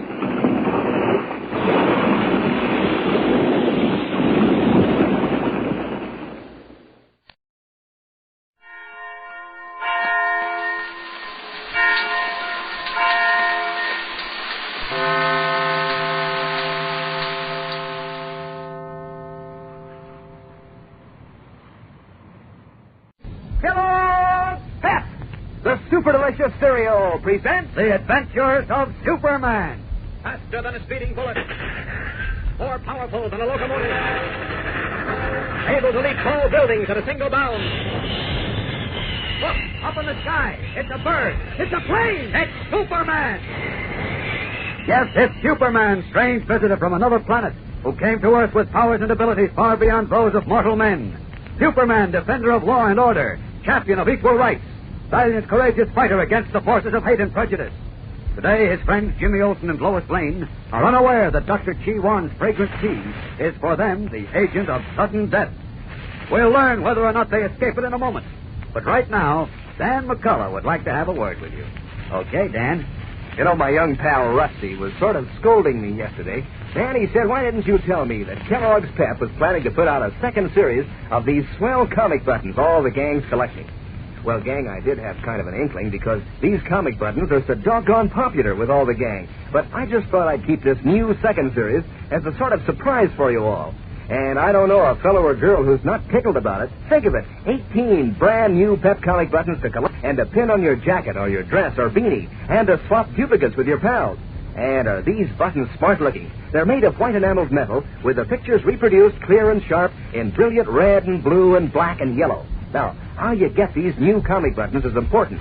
You don't send in any money, not even a box stop, and you can't buy them anywhere. But you just ask Mom to stock up with plenty of that super delicious whole wheat flake cereal, Kellogg's Pep. There's an exciting prize for you in every package. Remember, these thrilling, bright-colored comic buttons come only in packages of P.E.P. Pep, the Sunshine Cereal, made by Kellogg's of Battle Creek. Now, The Adventures of Superman. Mystery surrounding the Dragon's Teeth, 10 pieces of precious Chinese jade that supposedly held the secret of everlasting life, is deepening. As our story continues today, Lois Lane, star girl reporter of the Daily Planet, and young Jimmy Olsen are seated in the Chinatown apartment of Dr. Chi Wan, Oriental scholar and art collector. They are about to drink some of the Chinese tea that only 10 minutes before poisoned Perry White, editor of the Daily Planet. But neither Lois nor Jimmy are aware that death lurks in the cups Chi Wan is preparing for them. Listen. I hope you enjoy the tea, Miss Lane. My, it certainly is pungent. It smells good. It is a special blend of choice leaves. I'm sure I'll enjoy it. And I need something hot to settle my nerves. Well... Don't drink that tea. Please, it's Superman. Good Put heavens. those cups down, both of you. But Superman, what... Not now, Miss Lane. First, Dr. Wan has a little explaining to do. I do not understand. Who are you? How did you burst through the window like some giant bird? Well, he's Superman. I do not understand. Why are you dressed like that? I told you, he's Superman. Who I am is of little importance at the moment, Dr. Wan. There are a few other little matters to be cleared up first. Matters that involve murder. Murder? What do you mean? Maybe I should say attempted murder. That tea in those cups. It's poison. Poison? Oh, no, it's a lizard. No, that cannot be. It's impossible. Look, I will drink it myself. Stop. Don't be a fool. Now, listen to me. 2 men visited you less than a half hour ago. Is that true? Yes, Mr. White and Mr. Kent. You served them this tea, didn't you? Yes. And while you were out of the room, Mr. White drank some of the tea. In less than a minute, he collapsed, gasping for breath. He was rushed to the hospital, where he is now, in a serious condition. Superman, do you mean Don't worry, that... I'm sure he'll pull out of it all right. The doctors, at least, are very encouraging. Oh, thank Boy, heaven. am I glad to hear that. I, too, am happy to hear it. Believe me, you have no idea how deeply I regret it. I'll bet you do. You poisoned him, and you were going to poison Jim and me, too. No. On the honor of my ancestors, I swear I did not. You must believe me. Well, then who did it? Never mind that now, Jim. Leave this to me. I think you better take Miss Lane home. But Dr. Wan told us we'd be risking our lives if we left here tonight. Nothing to be afraid of now. I've seen to that. Take the cab that I left waiting for you downstairs. The driver's okay. Well, all right, if you say so. Come on, Jim. Oh, wait a minute. What about the story Mr. White and Mr. Kent came down here for? Who's going to cover it? Yes, what about that? You'll hear from Kent on that subject. Oh, we will we? Yes, now please leave at once before something else happens. Okay, Superman. Come on, Miss Lane. All right, but it's against my better judgment. Good night, Superman. Dr. Wan. Good night, Mr. Olson. Forgive me for the discomfort you suffered as my guest. And you too, Miss Lane. Well, that depends. Good night. Good night. And now, Dr. Wan, let's get at the truth. I have told you the truth. I swear by my ancestors that I did not know the tea was poisoned. Well, then who does know? Who did it? Any one of my enemies, who are as numerous as the sands of the desert. Tell me, where are the dragon's teeth? You know about them? Yes, I know. Where are they? I have them here, in this velvet case. You see, 6 of them, gathered from the 4 corners of the earth. I see. The symbols engraved on each of them represent rare Chinese herbs, which, combined, are said to give the human body everlasting life. Yes, but how do you know all this? Well, that's not important. Who has the other 4 jade teeth that complete the set of 10? A man named Schroeder. Carl Schroeder. Oh, yes. He's a phony art dealer suspected as a foreign agent and who has threatened your life unless you turn these 6 jade teeth over to him by midnight tonight. Right? Exactly. But how did you... It's 1 minute to midnight and nothing's happened yet. I'll stay with you for a while. Oh, thank you, honored friend. But while we wait, tell me, please, just who are you? How do you come by your amazing strength, your ability to fly through space? Well, there's not much to tell, Dr. Wan. I come from the planet Krypton, which has long since been shattered into 1 million glowing fragments. Here on Earth, I'm known as Superman because of the strange powers I possess. Powers of strength and speed, the ability to fly through space, impregnable skin, and so forth. Amazing. Simply amazing. And to what end do you devote your extraordinary attributes, Superman? To defend law and order, to champion equal rights. What is most important today, to fight the forces of hate and prejudice. Oh, splendid, Superman. Splendid.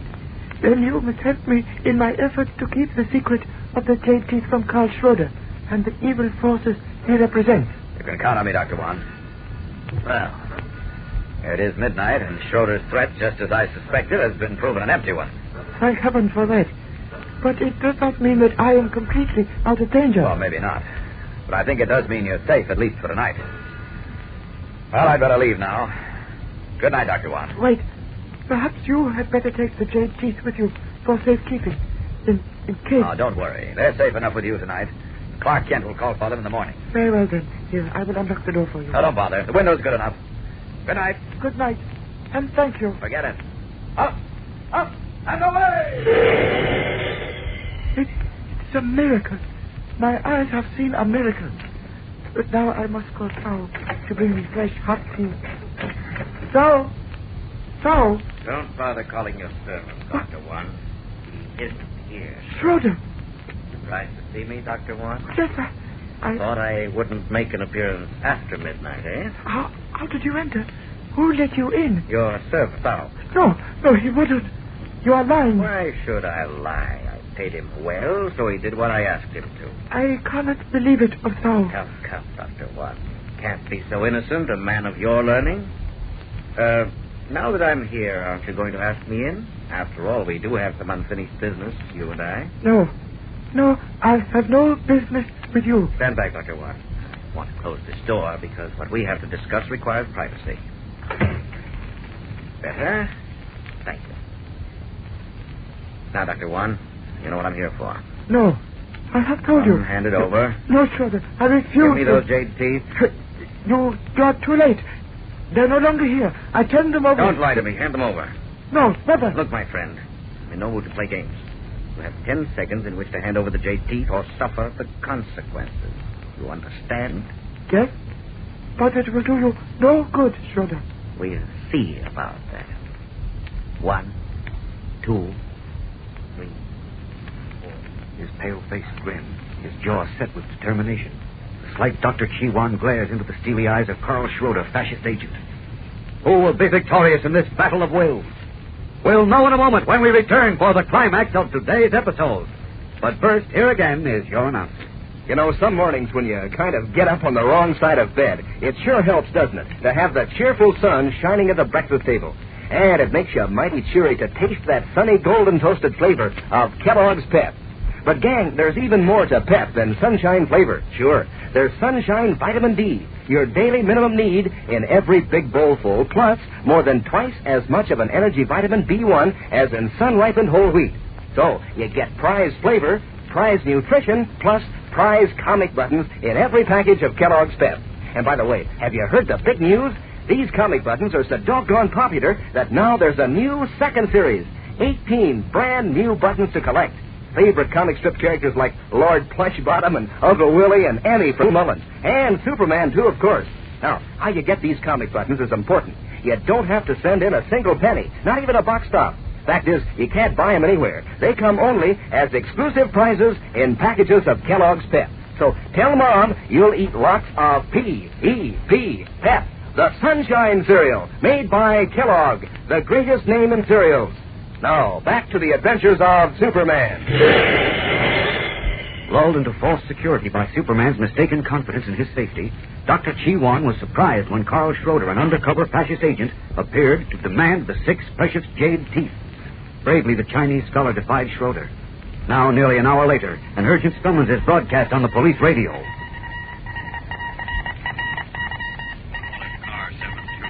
Calling car 72. Proceed at once to 44 Boyer Street, Chinatown. Signal 31. Homicide. I will repeat. Car 72. Proceed at once to 44 Boyer Street, Chinatown.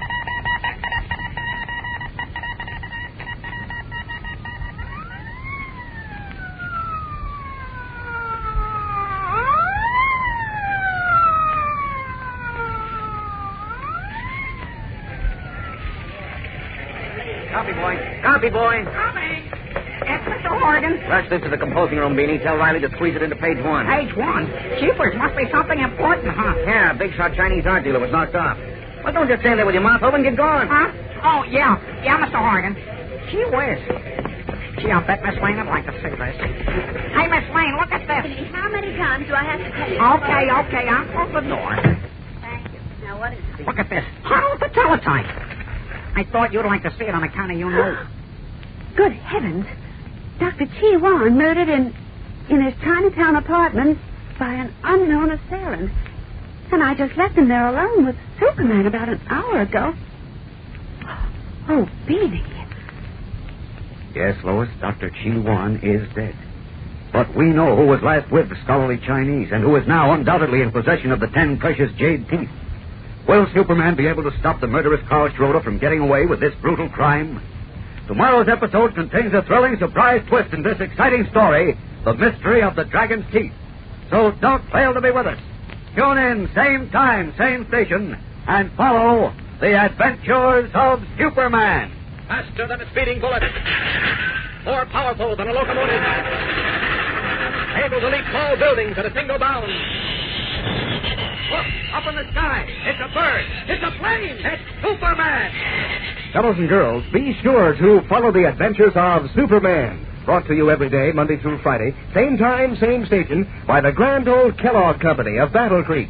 And for other thrilling adventures of Superman, see your local newspaper. Superman is also a copyrighted feature appearing in Superman DC publication. Say, gang, get a load of this. Kellogg's Variety is back. That's the famous variety carton of 6 swell Kellogg cereals in 10 separate packages. Makes breakfast more fun than a picnic. With Kellogg's Variety on the table, you can choose among Kellogg's Rice Krispies, Pep Corn Flakes, shredded wheat crumbles, and 40% bran flakes. Simply help yourself to your favorite. Each box holds a fresh, crisp, heaping portion. So ask Bob to get Kellogg's Variety right away. And be sure to be with us tomorrow for the thrilling adventures of Superman. This is the Mutual Broadcasting System. Kellogg's Pep, the super delicious cereal, presents The Adventures of Superman. Faster than a speeding bullet. More powerful than a locomotive. Able to leap tall buildings at a single bound. Look, up in the sky. It's a bird. It's a plane. It's Superman. Yes, it's Superman, strange visitor from another planet, who came to Earth with powers and abilities far beyond those of mortal men. Superman, defender of law and order, champion of equal rights, valiant, courageous fighter against the forces of hate and prejudice. Today, with the venerable Dr. Chi-Wan dead, the 6 teeth of jade he so carefully guarded have fallen into the hands of his enemies. We'll get further details in a moment, but right now, let's hear what our good friend Dan McCullough has in store for us. Say, just in case you haven't heard, gang, Kellogg's Pep is now putting out a new second series of comic buttons. Yes, sir. These prizes have made such a big hit that Kellogg now brings you a brand new second series. And believe me, every fellow and girl I know is mighty excited about it, because that means you're going to have twice as much fun collecting these bright-colored buttons, trading duplicates with your pals, and wearing the buttons pinned on your jacket or your dress or cap. You see, these are 18 brand new buttons in this second series. Funny paper characters like Uncle Willie of the Moon Mullins comic strip in a black and yellow check suit, red tie, and battered old hat. And Maggie of Bringing Up Father with her button-shaped nose and silly grin. And Superman, of course. What's more, it's just as easy to get these new second series comic buttons as those of the first series.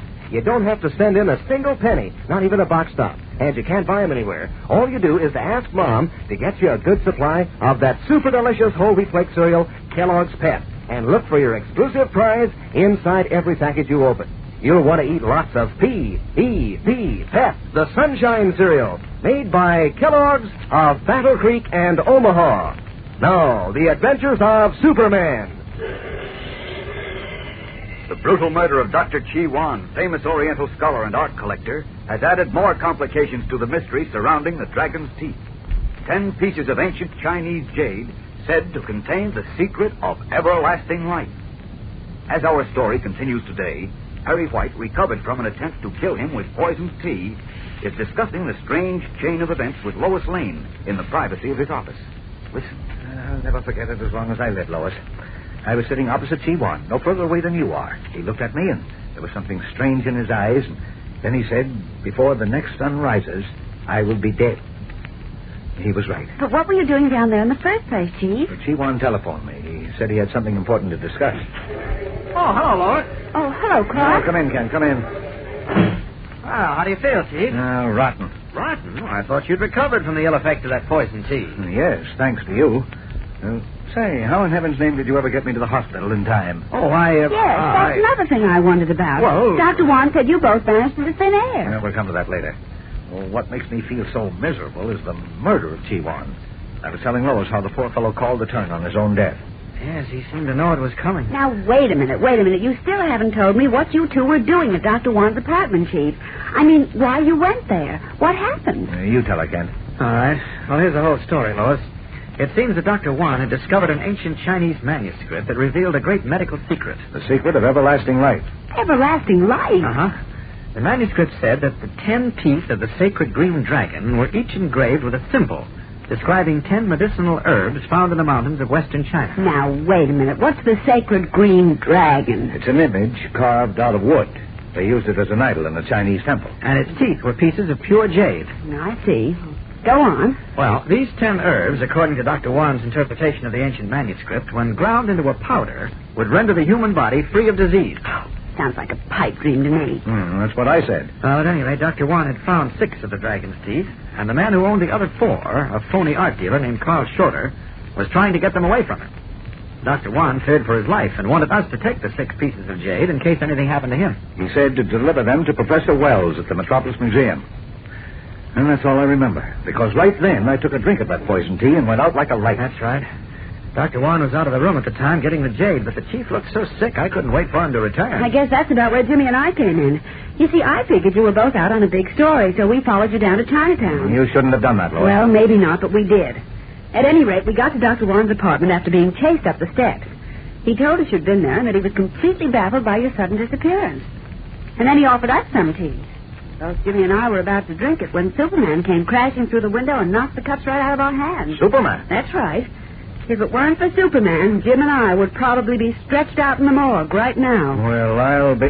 how in the world did he know that you were there? Oh, that is, he has a way of finding out when he's needed. Oh, lucky for us. Anyway, what I'm driving at is this, Chief. I think Superman knows who killed Dr. Chi-Wan. What? Oh, now, wait a minute, Lois. As a matter of fact, I'm sure he does. Well, you're wrong. I'm not wrong. I say you are. Oh, you do you? I certainly do, and what's more, I... Now, look here, Mr. Kent, I'm sick and tired of hearing... Stop it, I said! What's the matter with you two? You're such a know-it-all. Oh, I'm not, Lois. It's just You that you're are, always... too. No one can make a statement or express an opinion without Mr. Smart-Aleck putting his 2 cents in. That's not so You're at all. always It's just doing that I that. happen to No, know... no, no, no, Heaven, will you please do your squabbling someplace other than in my office? Now, look. I'm still weak from my experience with that poison tea. I'm shaken by the murder of my friend Chi-Wan. I want to do everything I can to help the police get the man who killed him. Now, if you two can't or won't help me, you get out. Wait a minute, Chief. Take it easy. Take it easy. Take it easy. How can I take it easy when my 2 top reporters use my office to stage a price? I'm sorry. I didn't mean to get into a fight. Well, neither did I. I simply said I had reason to believe that Superman knows who killed Dr. Wan, and he jumped down my All throat. right. Forget it. Now, Lois, tell us why you think that Superman knows the killer. Because when Jim and I left Dr. Wan's apartment, Superman remained there with him alone. That was a few minutes before midnight. And according to the police surgeon, Dr. Wan was killed shortly after midnight. Are you sure of this? I'm positive. Good Godfrey. You don't think Superman did it, do you? Oh, that's preposterous. Yes, of course it is. But it just seems to me that since we know that Superman was there just before Dr. Wan was murdered, and since, so far as we know, he was the last one to see Dr. Wan alive, he'd know more about what happened than anyone else. That makes sense to me. What do you think, Kent? Well, it does seem logical, but I'm sure Superman knows no more about this than we do. Really? And since when have you been appointed official spokesman for Superman? You are presuming a bit too much, Kent, aren't you? No, I'm not really. Maybe you have some reason for not wanting us to contact Superman. I don't think you really mean that, Lois, so I'll just forget you said it. Now, look, let's calm down, shall we, all of us? Do either of you think for 1 minute that Superman could be a witness to a murder and not at least do something about it, let alone permit it to happen? Well, no, I don't think so. Of course not. So let's drop the discussion of Superman and concentrate on ways and means to find Dr. Wan's killer. Okay. And how would you do it, Sherlock? Well, I think our best bet is to have a chat with Mr. Schroeder. Where do you think that'll get you? I'm not sure, but at least... No, forget it. The police have already seen Schroeder this morning. Inspector Henderson tells me they can't pin a thing on him. Just the same, I want to talk with him. I'm convinced that Wan was either killed by Schroeder or at Schroeder's orders. Brilliant deduction, Sherlock. But can you prove it? Look, if I can find Dr. Wan's 6 jade teeth in Schroeder's possession, that'll be all the proof we need. Why, sure. But the trick is to find the jade teeth. Well, if they're anywhere on Schroeder's premises, I'll find them. I still think you're going on a wild goose chase, Kent. So do I. Maybe so. We'll see. Go on. All the pig-headed, opinionated... Now, cut that out, Lois. Cut it out. Kent's right more often than not, and you know it. Well... All right, so I'm defending him. But as a newspaper man, it's my business to defend whoever is right. Okay, I'll just go lose myself. No, stop being so childish and come back here. About that appeal to Superman, I'm beginning to think it might not be a bad thing to run it. Well, now you're talking sense. Not because I believe Superman's withholding information. Because I think the police should know he was alone with Juan at midnight. And because, well, I think it'll make a pretty good publicity stunt for the Daily Planet. I don't care why you want to do it, so long as you do it. Okay. I'll call Fogarty in the press room and tell him to hold a 2-column box on page 1. Now, you knock off the copy and send it down to him in a hurry. It's practically finished, Steve. I'll see you later. Flushed with what she considers a victory over Clark Kent, Lois Lane rushes to her desk to write an appeal for Superman's appearance. Meanwhile, what about Kent? Is he really attempting to hold important information known to himself as Superman? We'll know more in a moment when we return for the exciting climax of today's episode. But first, here again is your announcer. You know, all the fellas and girls in the gang are mighty excited about this new second series of Comic Buttons, the swell prizes that come in packages of Kellogg's Pep. Why, it's almost like a double feature movie. Everybody got such a kick out of collecting all 18 buttons in the first series that Kellogg was sure you'd get a kick out of a brand new second series to make your fun last twice as long. These new Pep Comic Buttons are really swell, too. colored in brilliant red, yellow, blue, and black on a gleaming white background, so the pictures of your favorite comic strip characters show up like anything. And every single picture is really true to life. Andy Gump and Olive Oyl and Superman and all the others are straight from the funny papers. Any one of these snappy new buttons is a swell, elegant prize to find inside a package of Kellogg's Pep. That's how you get the buttons, you know. You don't send in any money, not even a box stop, and you can't buy them anywhere. All you do is to make sure Mother gets plenty of that super delicious whole wheat flake cereal, Kellogg's Pep, and look inside the package for your exclusive prize. Ask Mom for P.E.P. Pep, the Sunshine Cereal, made by Kellogg, the greatest name in cereals. Now, back to the adventures of Superman. Insisting over Clark Kent's objection that Superman, known to have been alone with Dr. Wan just before the Chinese scholar was murdered, would have information regarding the murderer, Lois Lane persuaded Perry White to print an appeal for the Man of Steel to help the police. Now, in Perry White's office, she is discussing the possible results of the appeal with the gray-haired editor. I've just been out on the street, Chief, and you should see what a sensation we caused. Why, I'll bet the first edition of the Planet is a sellout. Really? And how? People were almost trampling each other trying to get at the newsboys who were shouting, "Extra, extra, Superman wanted for questioning and murder mystery." Good. And I think it'll do the trick, too. I'm sure of it, Chief. Superman will definitely make an appearance. Telegram for you, Mr. White. Telegram, let's have it. Oh, yes, sir. Here it is. Oh, Miss Lane. Hi, Beanie. Wonderful. Well, what are you waiting for? Go on, get back to work. Yes, sir. Yes, sir. Chief, him the little...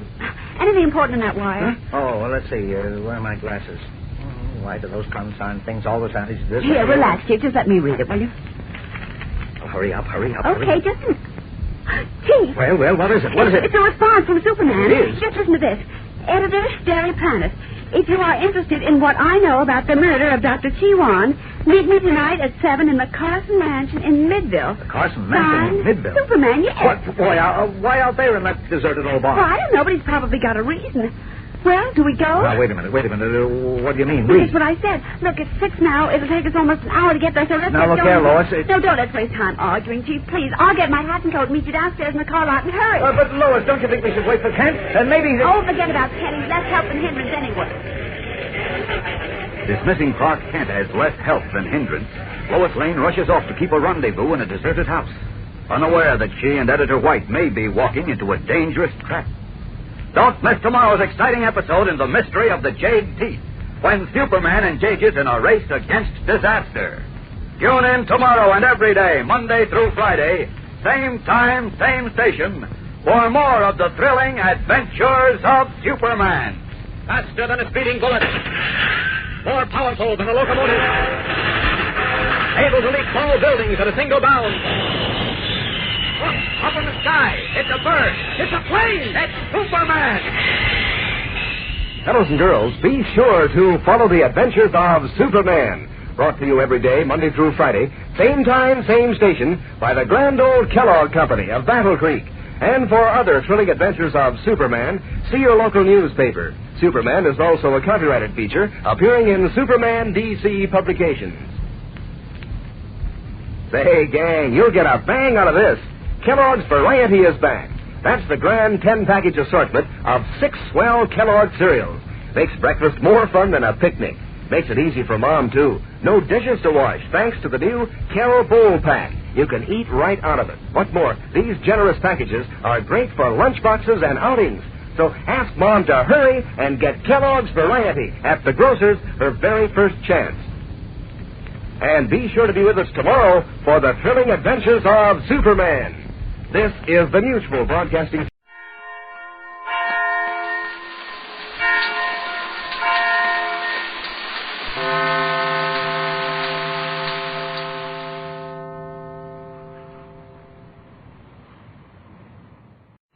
You, finding life rather dull, dreaming again of exotic places, wishing you were somewhere else? We offer you Escape.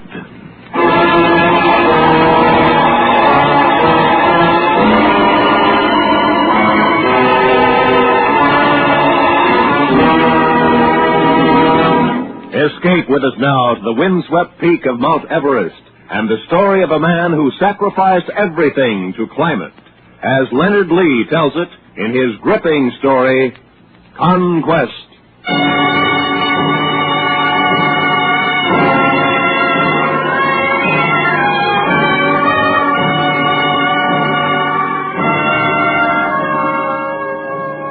want to know what it's like up there? I'll tell you. It's a constant torrent of wind and snow. It's jagged rocks iced as slick as a knife blade. No man has ever set foot on the place. It's as bleak and barren and lonely as the moon. But it's Everest. Mount Everest. And when you stand on its peak and know that every inch of the world is below you, there in the palm of your hand lies the final conquest.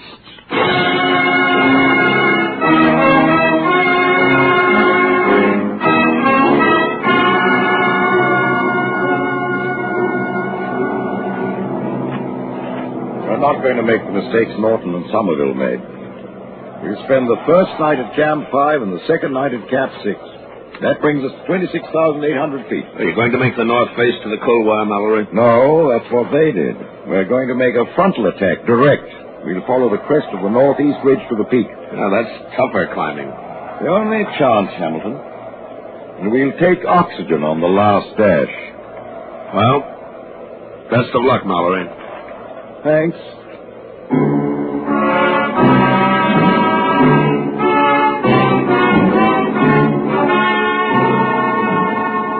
We watched them as they left Camp 4, 23,000 feet on the face of Everest.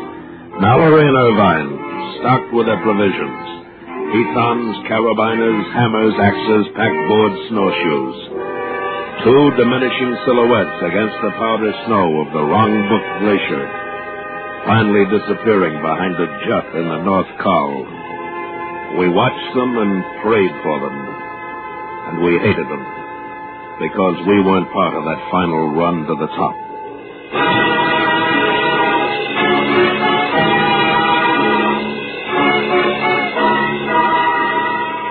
2 days later, June 10th, 1924, a man crawled toward us in the snow. We ran out of the tent to get him. It was Odell, our geologist from Camp 6. He could hardly speak. Challoner, brandy. Here, Odell, drink this. Thanks. What happened? I saw them. I saw the top. Did they make it? I don't know. They were about 800 feet from the peak. Mallory and Irvine. At the last step. Then the mist closed in. It's only a matter of time. They'll make it. Hamilton. No man can live up there. There's nothing to breathe. And that was the last word. Somewhere in that jungle of ice, their frozen bodies lay. The peak was still unscaled. We looked out at the expanse of desolation stretched out before us. We looked out and up. The calm arrogance of the summit was wrapped in mist. From that moment on, there was only one purpose to my life: to climb that mountain.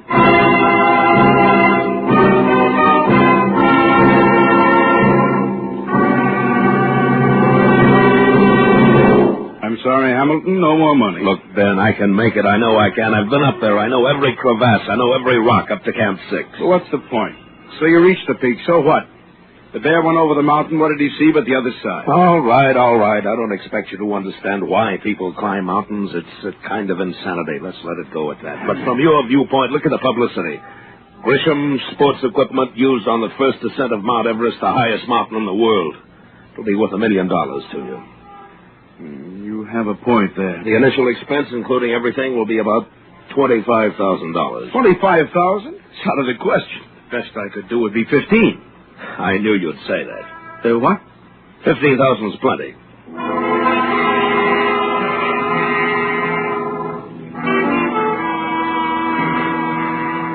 Well, what do you say, Challoner? Are you with us? Well, the last time it was pretty rough, but I'm always fool enough to try again. Fine. Who have you got lined up so far? Langmuir. He's pretty young, but he's got a lot of energy and a lot of experience for his age. Newt Revere, you know him. 4 of us will lead. That sounds pretty good. How about financing? The Mount Everest Committee can't supply it all, so I got most of what we need from Grisham. He makes sports equipment. It's a publicity deal. I see. Well, it's March now. We ought to have our base camp established by mid-April. And then we'll have about a month of climbing before the monsoon hits. Yes, that's what I planned. We'll be leaving in about 10 days. Can you be ready? Yes, I'll be ready, Hamilton. And so will Everest.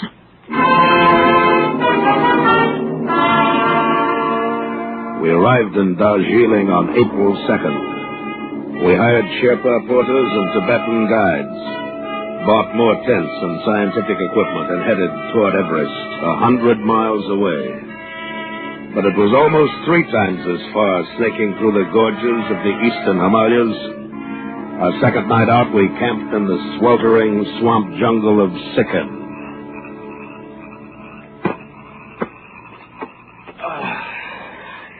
I can't sleep. Try a wet towel on your head. I've tried everything. Hamilton? Yes? Can you sleep? No. You asked me we should take the south slope. Gets more sun, less ice. Did you hear me, Hamilton? Yes, I heard you. Well, why didn't we try the south slope? Because the north slope is explored and possible. Besides, Nepal won't grant permission. Let's try to sleep, Can't sleep. Too hot. Can you sleep, Revere? I could try if it weren't for all this talk. Hold it. There's somebody outside. Yes, who is it? The head porter. Oh, you better tell him to come in, Hamilton. Come in. Yes, Tishbear, what is it? Not go to Chomolungma. What? Signs very bad for mountain. Death I see. What signs? Bend of the trees and the stars. No good. Not go to mountain. All right, Tishbear, how much? I do not understand. The bend of the trees is worth how much? Oh, signs are bad. $500. Get back to your tent. $400. $400, the blessing from Holy Lama of wrong book. All right. But that's the last holdup, you understand? I'm sure signs will be better. Now get back to your tent. Oh, gladness. There's a gurkha for you. The Sherpas won't come around for more money in the middle of the night. Well, good night, gentlemen. It's too blasted hot. Enjoy the heat, Langmuir. In another 48 hours, you'll wish you had every steaming bit of it.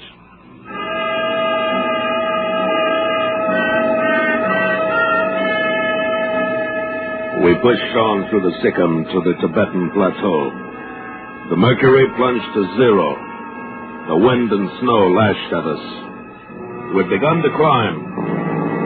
We stopped at the monastery on the wrong book for the Lama's blessing to satisfy the porters. Moved on up the glacier.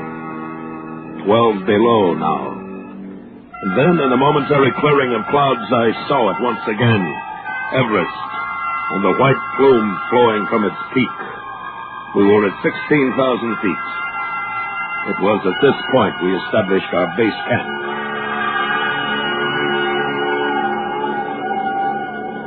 All right, Charlie, now tell them what we've decided. All right. Camp 1 will be at 18,000. Camp 2 will be at 20. Camp 3 at 21. Camp 4 at 23. Now, we'll each carry oxygen. The tanks are light, but we'll have enough to last us for about a week if we use it right. When we get near the top, the routine will be 15 minutes of climbing, 1 hour's rest. We're not making the mistakes Mallory did. There any questions? Yes. How do we pair off, Hamilton? Challoner and Revere, Langmuir, and myself. We'll travel together up to Camp 4, then we separate into doubles. The rest of the men will be dropped off at the camps as we move along to maintain relays. Anything else? Yeah. I think we're going to make it.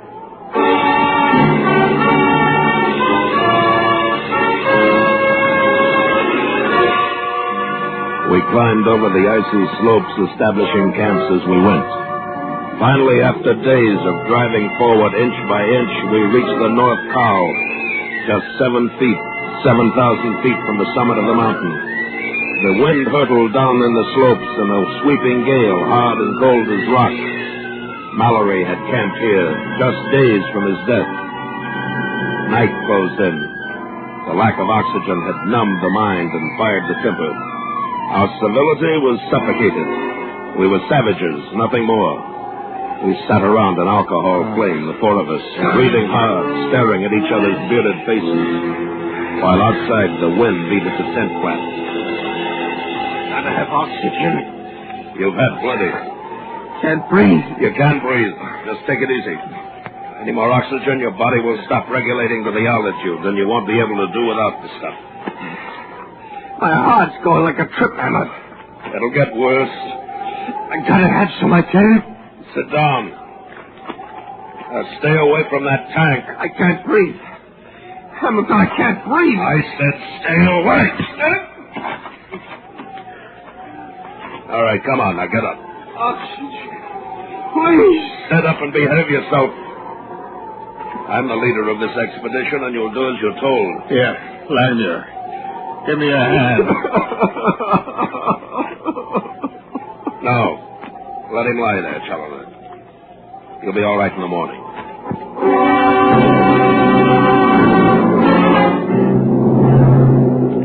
In the morning, Revere and Challoner set out to establish Camp 5 at 24,000. Langmuir and I watched them go, chopping their way up the ridge to the northeast shoulder. When we lay down, waiting, trying to conserve our strength, Langmuir stared upwards, his lips moving in prayer, deep sunk eyes, chest heaving. The next day we set out, following Challoner's marks.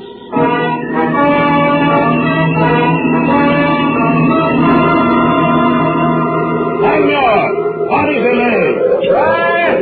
Easy now. I can't. 100 feet, Langmuir, then we can rest. Now, come on. No. Take a little more oxygen, then. There. You feel better? More. One more.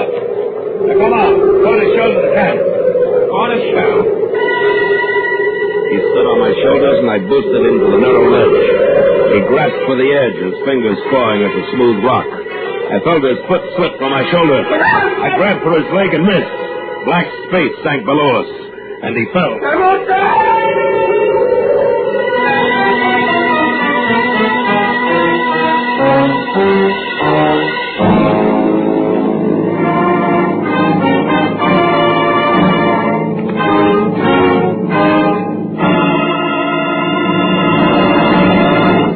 Escape under the direction of Norman MacDonald returns in just a moment. CBS wishes to call your attention to the debut of 3 programs today.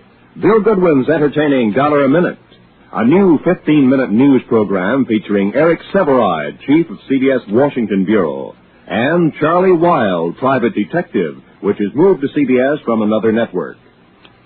And now, back to Escape.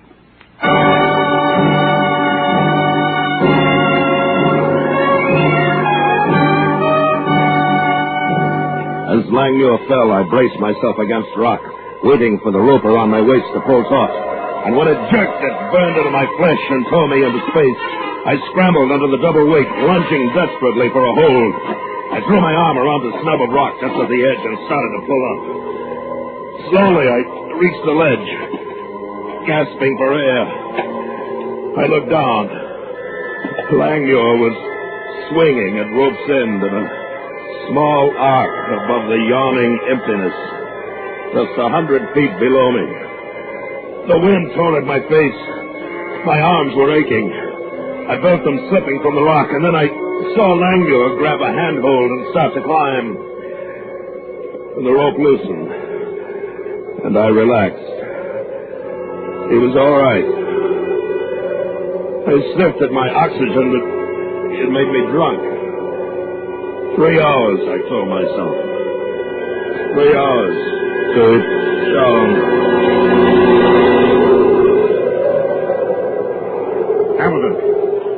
Hamilton, you all right? It's Challoner. Are you all right? Yes, I'm all right. How did I get here? Langmuir brought you in. I must have passed off. Yes, you certainly did. Where's Revere? A rock fall. He must have been killed instantly. 3 of us. 3 of us left.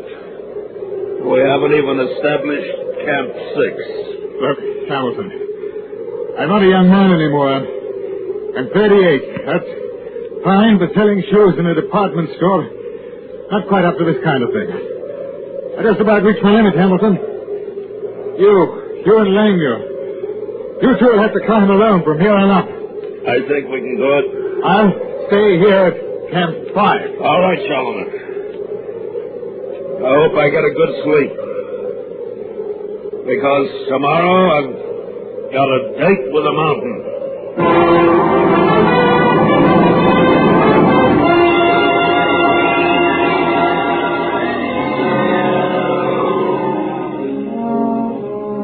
It's quiet outside. It's a wonderful day. It's the best we've had yet.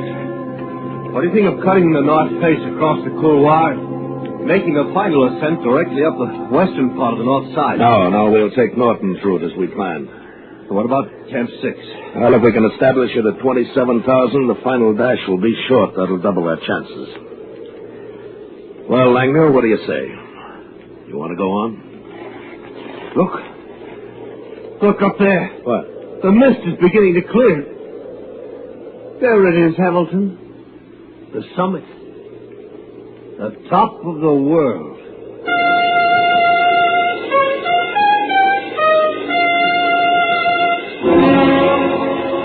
We started up again, up toward the summit. Our altitude was 25,000. We planned to camp at 27, leaving only 2,000 feet for the final spurt. We hung desperately to the sheer face of the mountain, the freezing wind whipping up from the great couloir, tearing at our grasp.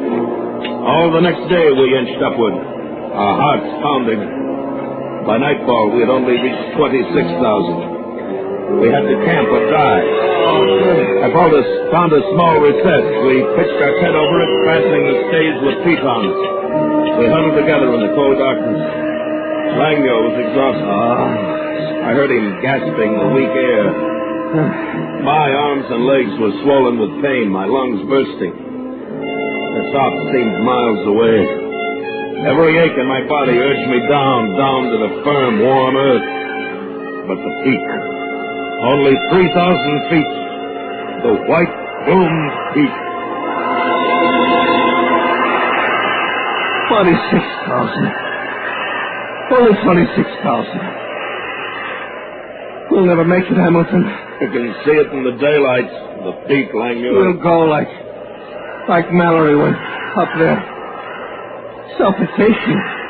We'll make it. Suffocation. No air. Nothing to breathe. Stop it, Langmuir. We've got to go. Go back. We're not going back. We're going to the top. We've got to go back. 3,000 feet, that's all. 3,000 feet and we're there. Mallory. He couldn't breathe. He's here somewhere. Dead. Frozen dead. We'll make it. Tomorrow morning we're going back. Langmuir, we've climbed tougher ones than this in the Rockies. The slopes aren't hard. From here on, it's simple. We'll make it, Langmuir. We've got to go back. We're not going back. You understand? We're going to make it. Hamilton! Listen to me. If you try to turn back, I'll kill you.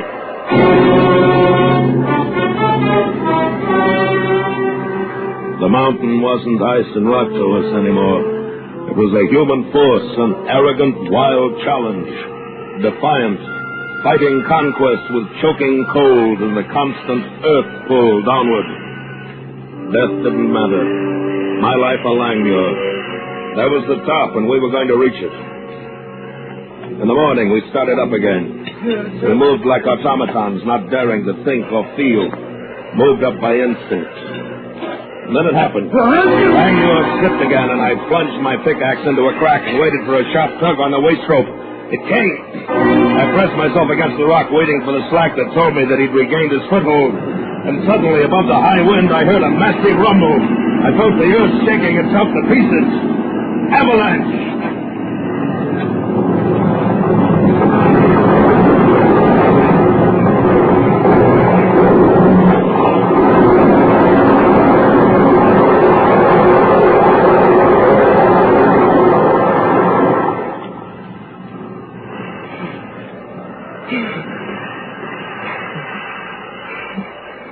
Flying mule!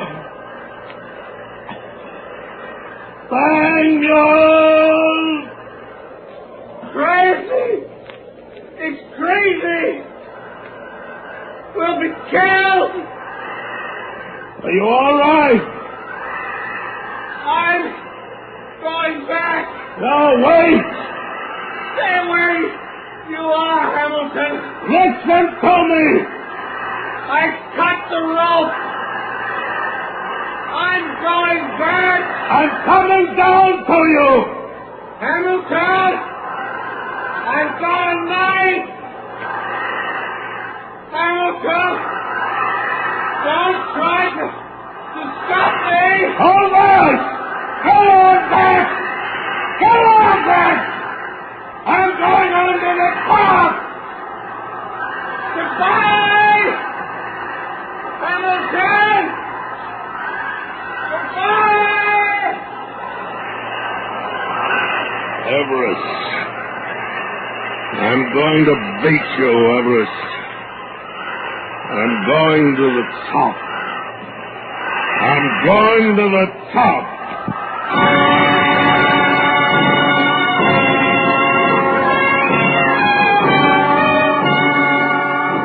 There was no time. There was no space. There was only the mountain and me. I climbed. I kept climbing. The sky darkened. The wind rose. The air was like a blade in my throat, but I kept going. And when it was too dark to climb, I dug myself into a hollow place. And I lay there, thinking of home, of the sanity of the open fire, the comfort I'd left behind. Night on Everest. Night on Everest and the terrible wind.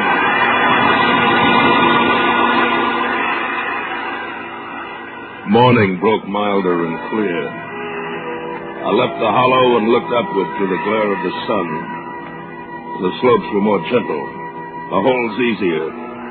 It was as if Everest had suddenly relaxed its guard, for there, just above me, lay the few yards of level terrain which formed my goal. I started again, moving upward, senseless to pain. Hours later, the ground leveled and I stopped crawling. I lifted my head, and around me in every direction, clouds and peaks. Below me, the black outline of the earth. I'd made it. I was the first man ever to reach the peak of Mount Everest.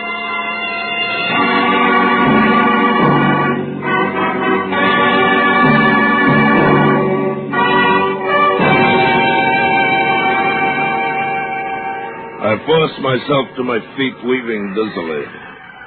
All the pain, all the intense agony of the altitude and the climb was forgotten now.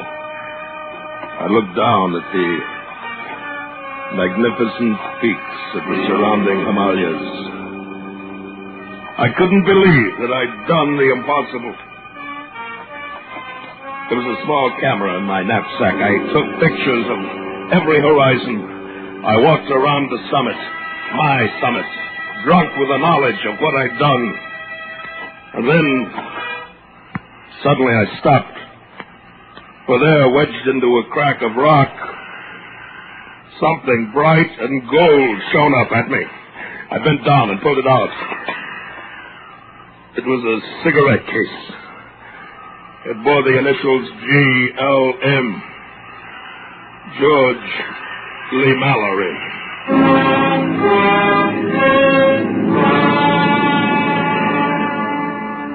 I stood there trembling, the cigarette case in my hand.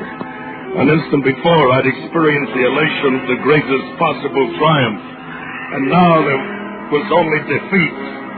Defeat and the indescribable hate for a dead man. Oh, how he must have smiled as he went to his death, knowing that the second man to reach the top would find his proof. The second man to reach the top. I was only the second man. And then it came to me. Why must anyone know? Why must I tell the world what I'd found? Mallory was gone. He wouldn't hear the applause. It would be me, Chase Hamilton, the man who had conquered Everest. I took a small plate of metal from my wallet and wedged it into the rock. It read, Hamilton Everest Expedition, 1925. Then I stepped on my sack. I looked below me. It would be a difficult descent. But there was only one direction to go now. Down.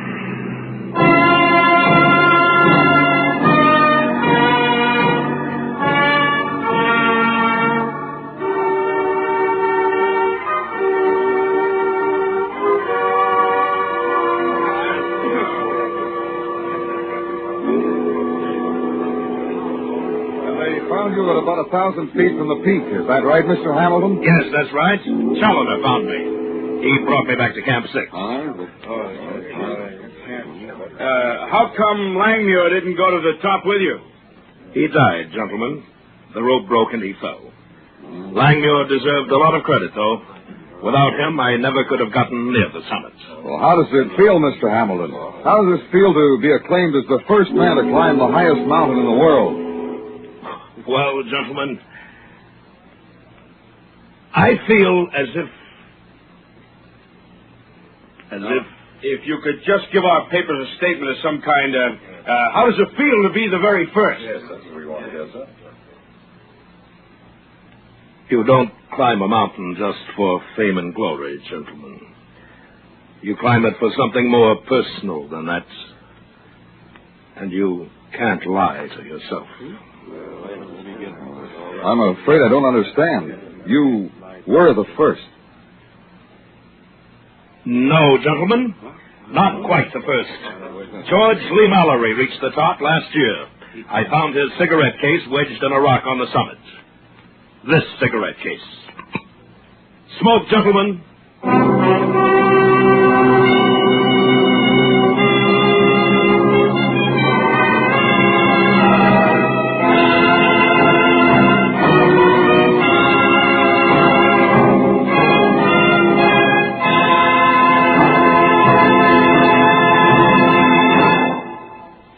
Under the direction of Norman MacDonald, Escape has brought you Conquest by Leonard Lee, especially adapted for Escape by David Ellis.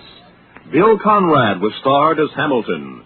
Featured in the cast were Larry Dobkin, Ramsey Hill, Lou Krugman, Jack Crucian, Larry Thor, and Ben Wright.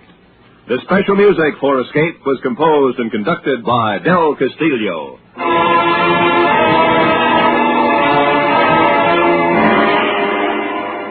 Next week, escape with us to Western Europe and the story of a futile attempt to save a beautiful girl from the clutches of the most cold-blooded political organization on earth, as Anthony Ellis tells it in his exciting story, A Bullet for Mr. Smith.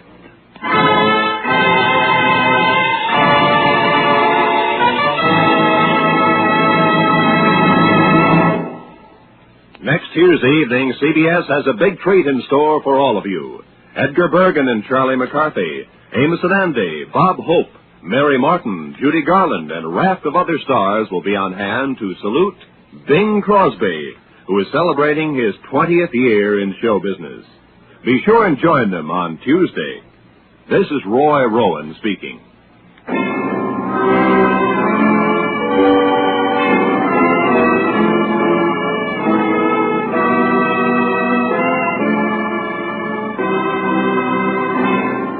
This is CBS, the Columbia Broadcasting System.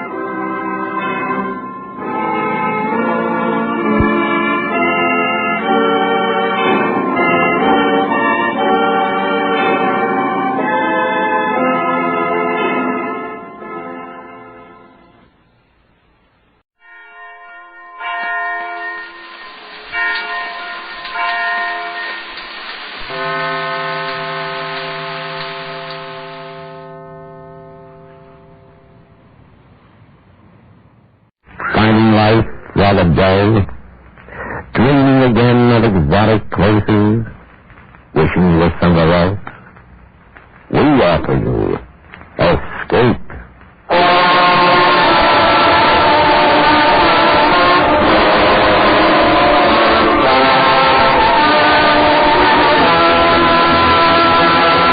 Escape with us now to Western Europe and an exciting story about the most murderous group of men on Earth, as Anthony Ellis tells it in A Bullet for Mr. Smith.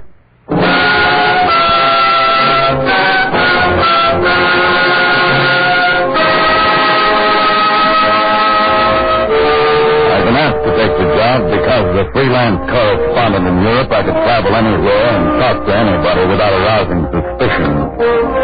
I would be working for the French intelligence office. And since I was unmistakably American, we hoped that enemy agents would be slow to discover me as a danger to them. 5 days after I accepted the job, I was told to go to a little movie on the left bank in Paris where I would make my first contact. I went, bought a ticket, and found my way to the 15th row, 4th seat from the aisle. Excuse me. I'm sorry. Excuse me.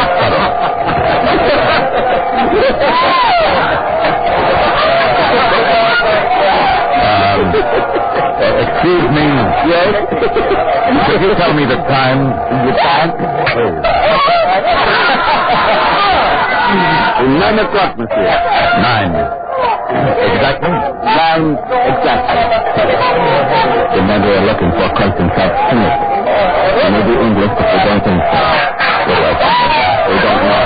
He was from Paris 2 days ago, but we have an idea he said it's for Switzerland. And the description, very needed. 6 foot, 180 pounds. Dark, small triangular scar on the lip. Okay. There is a tobacco shop in the village called Devon. It's on the Swiss border. Understand it is a month, one of our men. Better go there. Get Smith. Kill him if you have to. Right.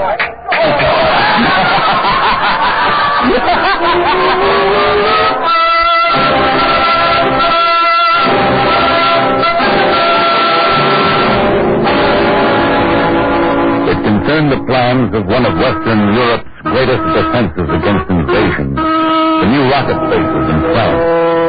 Somebody had gained access to all the details of those rocket bases, but it remained to find out who, and then to stop him before he could get them out of the country. By midnight, I was on my way to the Swiss border. The next afternoon, I reached Devon and found the tobacco shop of my contact, Mark.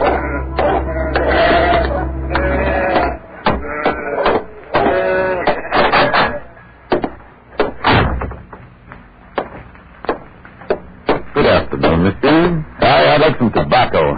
Something different. Okay. I make a blend. Perhaps you will be good enough to judge it. Demont.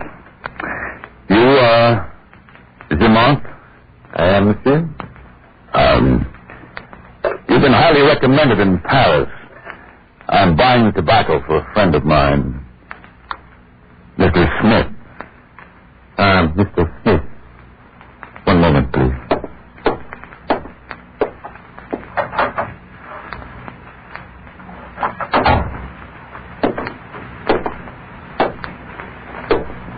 One must be so careful. This way, please.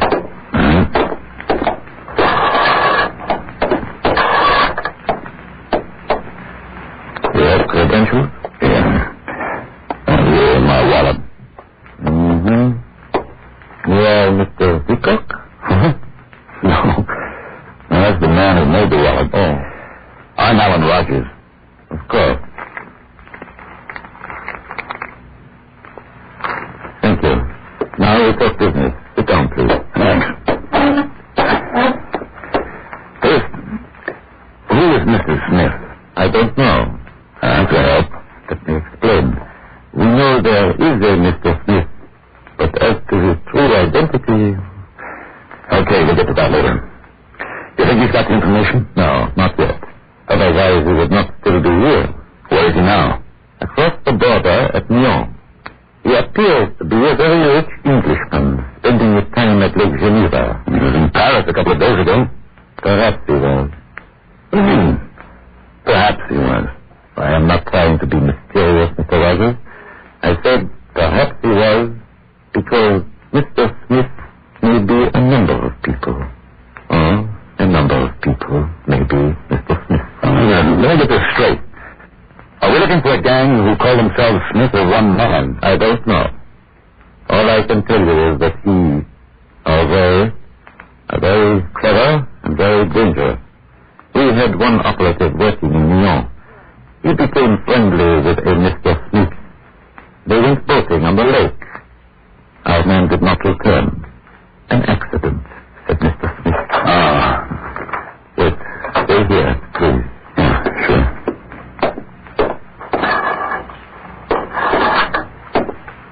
Good afternoon, mademoiselle. How may I serve you? Half of the Marlowe cigarette, please. You marry? I'm afraid, mademoiselle, that I do not stock the bread. It's awfully hard to get here. All right, play it, please. Certainly. Any luck, mademoiselle? I'm afraid not. Only players. I just remembered. Du Maurier, was it not? There may be some in the back room.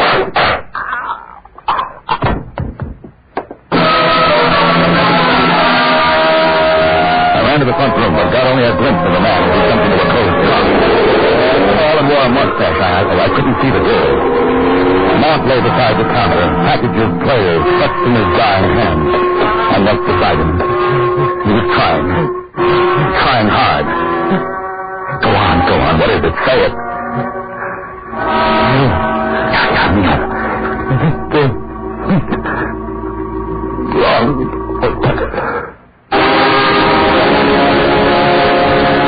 He was dead.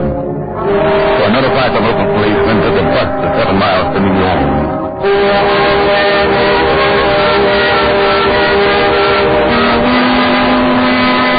I signed the register at the desk of the ground hotel and turned to follow the page to my room. I'm sorry. Oh, it's my fault. I never look where I'm going.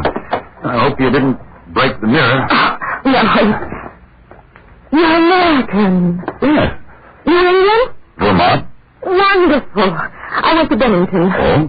My name's Mary Donnelly. My name is Rogers. Alan Rogers. Oh, I'm so homesick for some good American talk. Will you buy me a drink? Well, sure.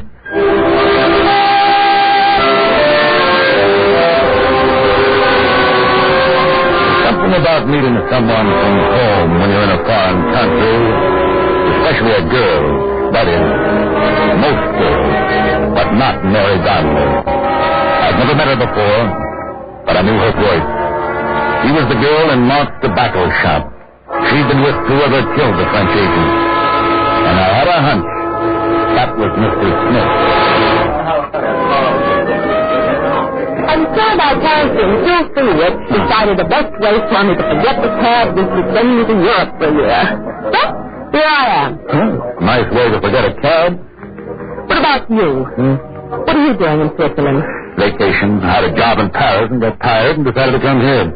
I wanted to see the rest of Europe before it blew up. What? You sound disappointed. Oh, no, not really. I thought perhaps you might be a Secret Service man. Sorry. I'm being romantic. Did you look the type, you know? Oh? Is there a type? Oh, yes. Handsome, square jaw. Oh, that's a broken jaw. I got it in a football game. Along with the name Whiz. Well, that's a candy bar, remember? Oh, you're right. I never thought of it before. But the jaw looks very distinguished. Yeah. Well, it aches when it rains. It does. Oh, looks like we've got company. Oh, so here you are, Mary. Why, there, I hope I'm not interrupting. Of course not. Mr. Rogers, I'd like you to meet Mr. Walter Smith. Mr. Smith. It happened as quickly and uneventfully as that. Mr. Smith. The same man I'd seen leaving Mark's tobacco shop. It was all very charming and well met.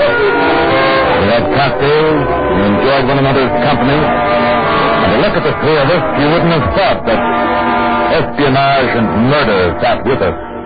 You mean to say that you haven't seen Geneva yet? No? Well, that's capital. We must take you. Madam? Of course. All right.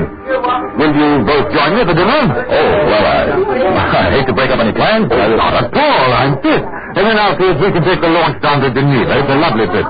Here, boy. Yeah, boy. Excuse me. Telephone call, monsieur. Thank you. Will you take it here? No, thanks. Copy a moment. You order another round, Doctor. Right. Merci, monsieur. Oh, seems to be a nice fellow. Oh, really? Yeah.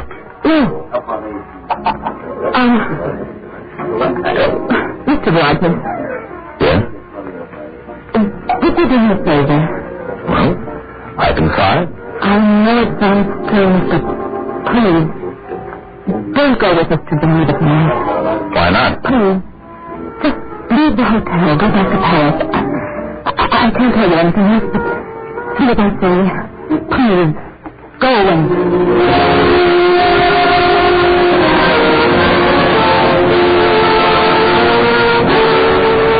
Suddenly she wasn't putting on an accent. The cocktail hour was over and so was the small talk.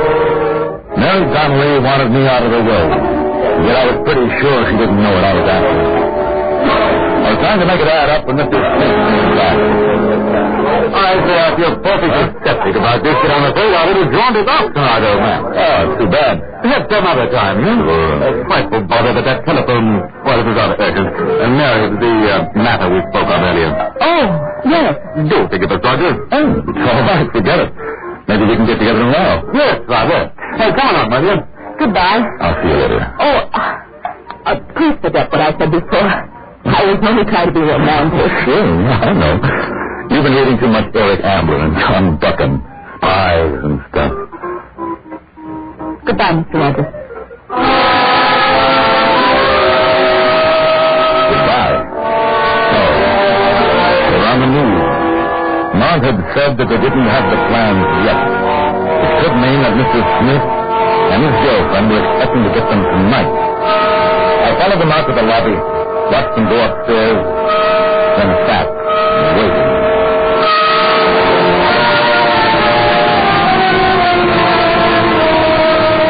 They came out of the elevator together and left the Grand Hotel. I followed. It wasn't hard. They were headed straight for the New York Railroad station.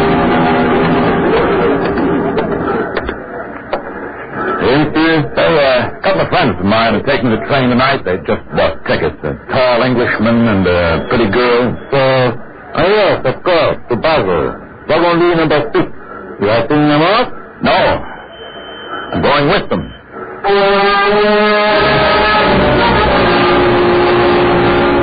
I stayed out of sight behind the baggage car, waiting for the train to pull in. Mrs. Smith and Mary Donnelly walked up and down the platform. Took a couple of nice tours, seeing the sights of Europe. Then a man came along. Smith shook hands with him. They went on walking. As they passed me, I got my first good look at the stranger. There's something familiar. Something. Took a few seconds to register. The man we are looking for crossed inside Smith. He may be English, but we don't think so. About 6 feet, 180 pounds. Dark, no triangular star on his upper lip. Then I remembered. This man on the platform fitted the description the French intelligence office had given me in Paris, even to the triangular star on his lip. I had found myself another Mr. Smith.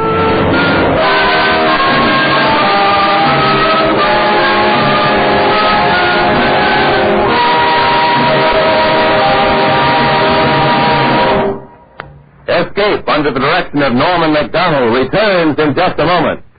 The Trojan horse worked out pretty well. It got the Greeks in through the walls of Troy so they could take the city. Well, false ideas can be used the same way. We're being invaded, so to speak, when we get hold of mere scraps of information or depend upon just part of the truth. Actually, there's very little difficulty in finding out for yourself what's right and what's wrong. All you have to do is keep well informed.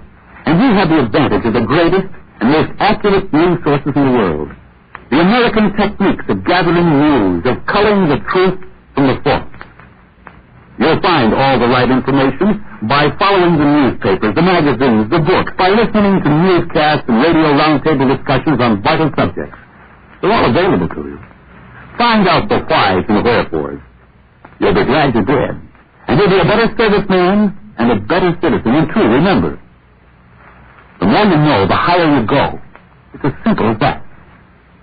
And now, back to Escape.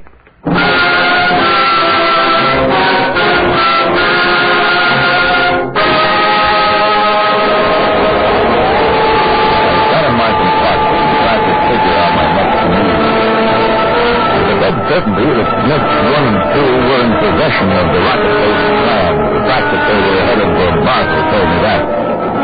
Just across the Swiss border with Lörrach in Germany. That's a matter of 6 or 7 miles from Basel. Once inside Germany, it would be easy going for them to point east. I had to stop them before we got to Basel. But I was on a Swiss train, and the Swiss are the most neutral people in the world. They can get real tough about their neutrality.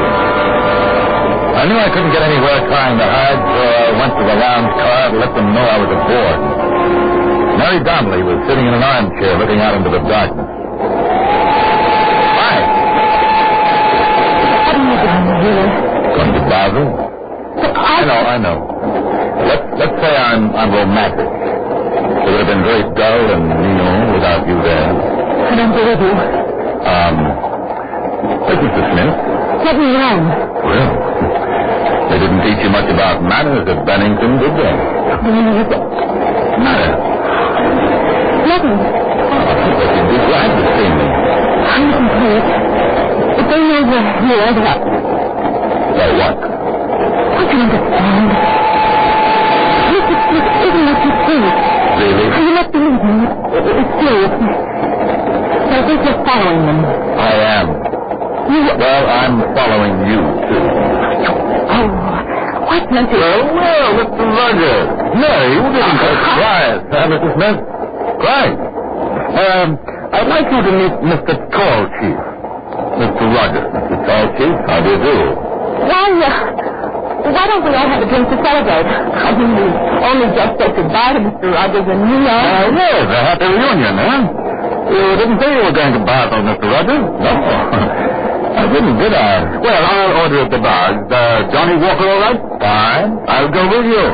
I like my drink just so. That's the trouble with you. Oh, no. You are? No. Just working for a country. Like you. They know it, too. I didn't think my being here would fool us along. Oh, the Swiss train? It'll take some explaining. We were chapter Hungarian. Like the others? Like the tobacconist at the one? I was there in the back room. You knew I was all the time. I knew what you are, too. What's the matter? You homesick? Where are you going? I don't know anywhere. I can't stand it. You might try jumping off the train. It'll be quicker than a long trial.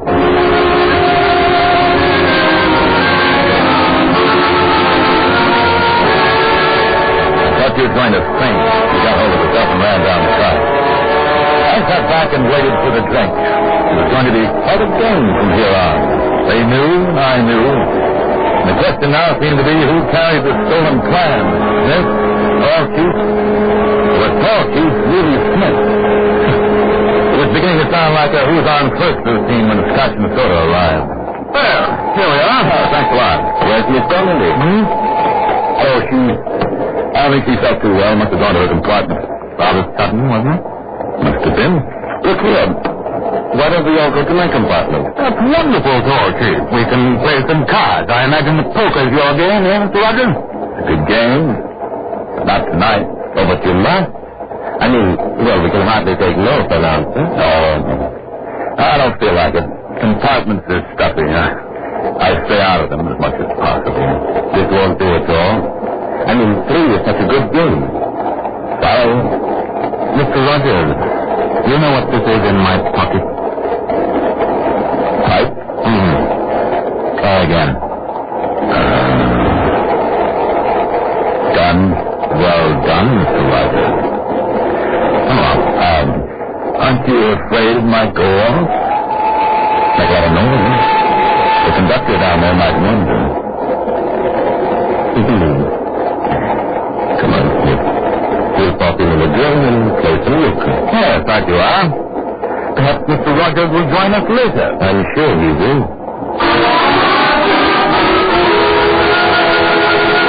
I had one that long. They tried to bluff me and they lost out. But that still hadn't got me closer to what I was after. So I finished my drink, had another, and then I went to Mary Donnelly's compartment.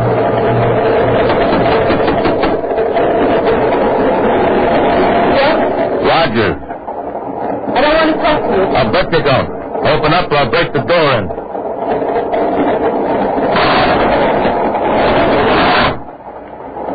Mr. Smith is in the next compartment. No, keep it quiet. Can we get in? Is there an adjoining door? Yes, but it's locked. What's the matter? What's your custom? They're angry with me. They think I had something to do with their being here. That's tough. You don't know. You don't know what they're like. I've got a rough idea. So did Mark. I couldn't help it. I didn't know Mr. Smith was going to kill him. Why did you go to Devon? He said he wanted some cigarettes and special guns. They didn't have them in Leon. Go on. Later, Mr. Smith told me that they found out there was a French agent in Brazil who knew about it. He said he had to kill him. He was so close to getting the plans, nothing could interfere. Which one is the real Mr. Smith? Oh, Chief? I don't know. Are there others? Yes. It's a code name. Okay. Doesn't matter then. Who's got the plan? I don't know. Where are you crossing into Germany? Laura? I didn't want to go. I didn't know what they were like. Well, now you know. I was staying at home in college. We used to sit up taking coats and play with the monsters. I said no. Sure, honey. You didn't know they play real rough. Bullets and everything. I was gone. I was wrong. I was wrong. You sure were. Listen, I'll have to know you. You expect me to believe that? Yes. I don't know what I can do, but trust me. I hope to get the plans back. You know what it means if they find out? I know. I want to help you. It's not me you're helping. It's a lot of other people you don't even know. Okay. Come on.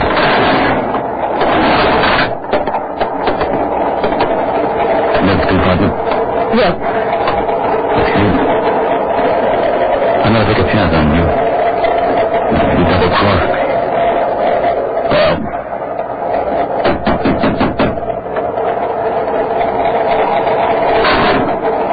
Oh, hello, Mr. Rogers and Mary. You're feeling better, huh? Come in. Thank you. Thank you very much. Both of you. Go back to the wall over there. Go on. Oh, now, look. Hello. You can do better in your own language. Get back. Now, I want those plans. Guns make noise, Mr. Rogers. With a silencer, brother, you should know. Hand them over. I'm sorry. All right, Mary Donnelly, or whatever your name is. If you're going to make a sucker out of me, now's the time. Here, hold the gun on me. I'm going to tear this place apart, and if they move, shoot. Yes. Hurry, quick, give me the gun. No. I'll kill you if you don't stand still. That's what I wanted to know. As he stood there holding the gun, I ripped the place up and down. Their suitcases, chairs, light fixtures, traveling everything. Anywhere with a microfilm or shredded paper to be hidden, so it wasn't there. I searched the two men. I searched them thoroughly, but there was nothing. If one of them, or both, had memorized the rocket space system, I was sunk. And they wouldn't talk, so there was nothing to do but wait.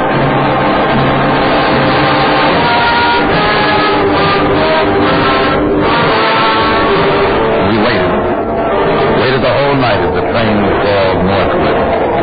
Sitting, rocking the train. The girl sat staring out the window. Elsie read a newspaper and then handed it over to Smith. I held the gun. And we waited. We'll be in Basel in 3 minutes, Mr. Rogers. Isn't this rather ridiculous, Mr. Rogers? Obviously you're beaten. Why don't you go back to your own compartment? We trained at Basel for Laura. If I have to, Mr. Smith, I'll kill you with the train stops. I'm going to get those plans right here. Stay alone. If you kill off, you think for 1 minute that another won't get through with the plan? I don't think so. You've got them somewhere, and you know you can't get another copy. It was shot in the dark. As soon as I said it, I was sure I'd get something. They were getting nervous. All keys died and started to twitch. I kept up the pressure by tightening my finger on the trigger. Mary Donnelly just stared at them. Once the plane stopped, I was finished. Either I shot them down or gave up. The train was beginning to slow down when I saw the headline on the newspaper lying at my feet. Only a second, but it was enough. Mary, overdone. What is it? Right under my nose. I've got it. English paper dated January 13th, 1960. That was last night. That's right. Don't you move, boy. That's a neat trick. Your paper, I'll bet, called Keith. What of it? Nothing much, except the paper came out last night at 7 o'clock in London, and you got on this train at 7 in Switzerland. That'll be some delivery service, huh?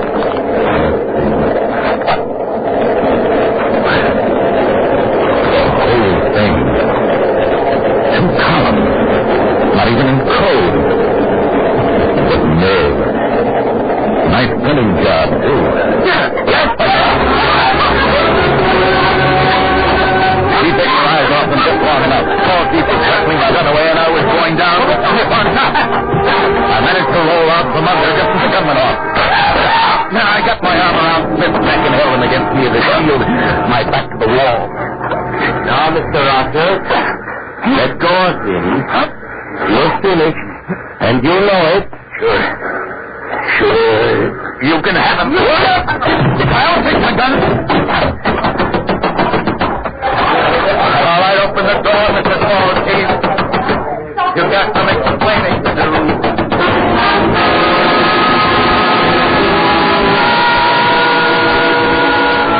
There was nothing to do for Mary Donnelly. She'd been hit when the gun went off. I'd like to have told her that everything was okay, but I guess she knew it. I fixed it so that in the reporter family would never know. That's the least I could do. The Swiss authorities in Basel were tough. They had Smith and Paul Keith for murder. Me? Well, I was an innocent bystander. They let me go. I went back to Paris with a newspaper under my arm. My job was finished, and I turned it over to the country that hired me.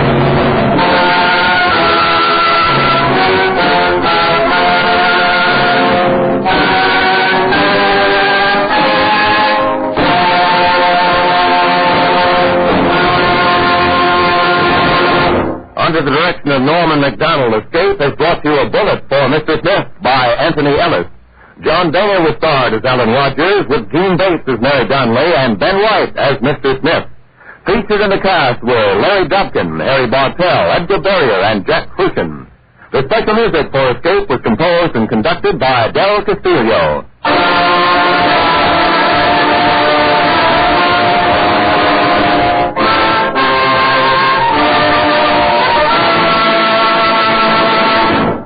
Escape.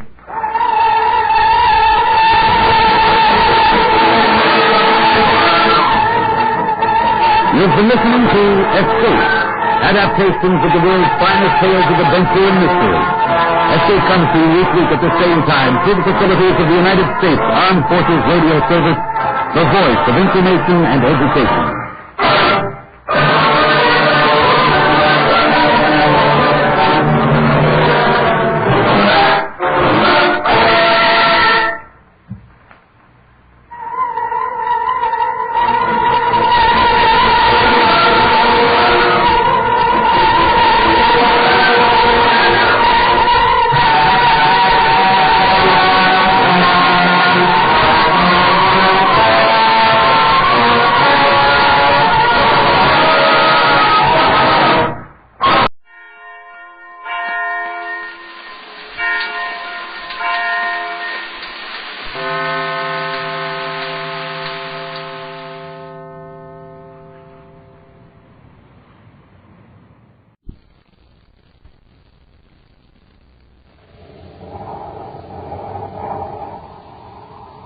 Wheat check. Rice Chex, and Good Hot Ralston present Space Patrol! High adventure in the wild, vast reaches of space. Missions of daring in the name of interplanetary justice. Travel into the future with Buzz Corey, Commander-in-Chief of the Space Patrol! In today's transcribed adventure, we find Buzz and Happy in a relay communication station in space at the mercy of Jim Colmar, who's in league with a strange alien power.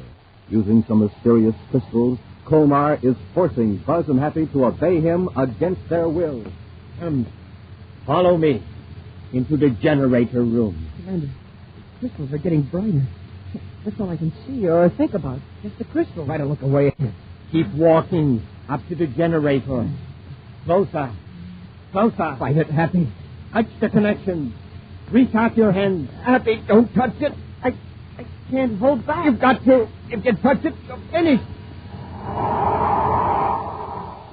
We'll be back in just a moment with today's Space Patrol story, The Seed Crystals of Zeldabran. This is Space Patroller Dick Tufeld, gang, and boy, am I excited. We have a new machine here at Space Patrol headquarters, and it's terrific. It's called the Flavor Meter. It's used for testing the flavor of food. Now, I have a plain, ordinary cereal right here, so let's test it. The better it tastes, the louder it'll ring the bell. All I do is put the cereal in this slot and push the button. Not much flavor there, is there? I suppose we put in some other ordinary cereals. Well, not even a tinkle. Now, here's a couple of super cereals I'd like to test. I'll put them both in. Wow, that did it. Those cereals really ring the bell for flavor, you bet. They were Rice Chex and Wheat Chex. Chex, the cereals with that modern bite-sized design. Chex, the super cereals that helped us supercharge you. Test them yourself, gang, in your own cereal bowl. Believe me, they'll really ring the bell for flavor. Rice Chex, Wheat Chex. And now, today's Space Patrol adventure, The Seed Crystals of Zeldabran. Swinging in a wide orbit around the planet Saturn is the artificial satellite COM Relay 4, the powerful communications relay center. Serious trouble between two men assigned to duty at the space station has brought Commander Corey and Cadet Happy to investigate. With their ship, Terra 5, joined to the airlock of COM Relay 4, Buzz and Happy are now opening the inner lock of the huge, disc-shaped relay station. Go ahead, Happy. Yes, sir. Welcome aboard, Commander. Oh, Ma, you look as though you haven't had any sleep for 2 days. Oh, it's been nearer 3, sir. I've been working both shifts. Why didn't you report this dispute between Siler and yourself immediately? I should be able to handle my own assistant. I don't like to yell to the top desk for help. Where is Siler? He took a swing at me, so I had to lock him out. He's back here. All right, let's find out what this is all about. Come on, Happy. Yes, sir. He's in here. All right, Kumar. You'll wait for us in the control room. Happy and I will have a talk with Siler. Yes, Commander. I hope you can straighten him out. All right, Happy, open the door. Yes, sir.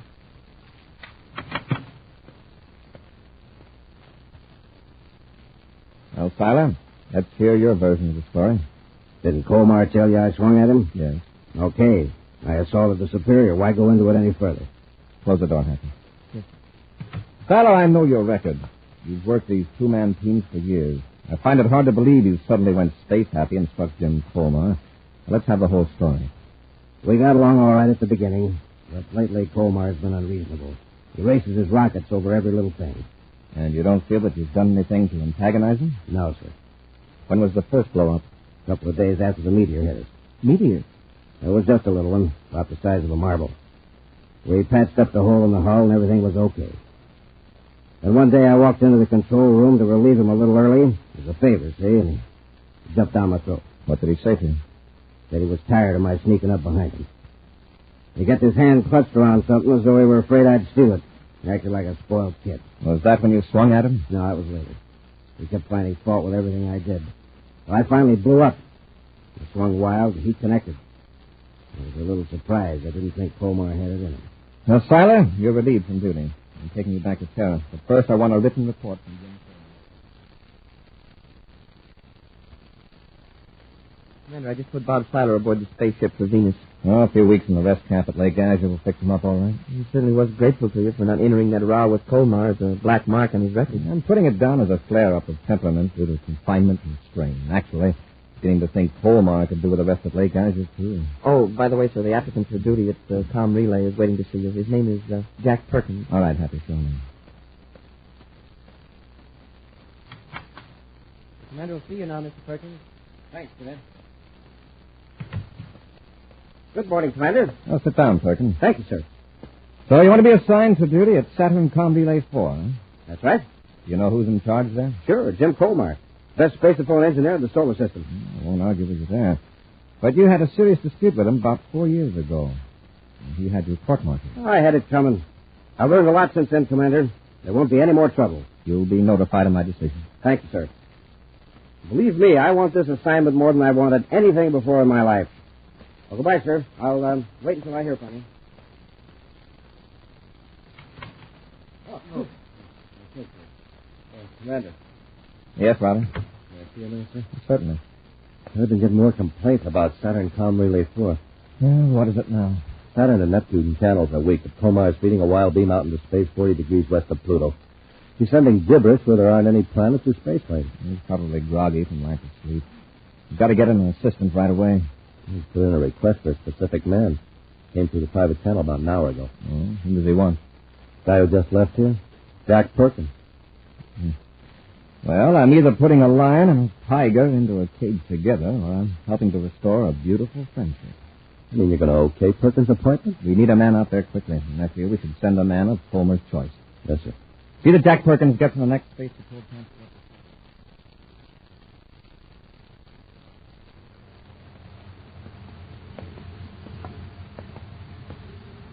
Thanks for asking for me, Colmar. Strange, isn't it? Am I getting a hunch to apply for the assignment just at this time? No, it may not be as strange as you think, Jack. We'll get along fine, I'm sure of that. Sure we will. There I was wasting my time on Mars when all of a sudden I thought of you. Here's the control room. Wow. Say, you sure got this thing fixed up. Where'd you promote all this extra equipment? I'll tell you someday. For the time being, let's just say this isn't standard for a comm relay station of this size. I'll say not. Jim, you got something in this room. Something strange, magnetic. Something behind the amplifier.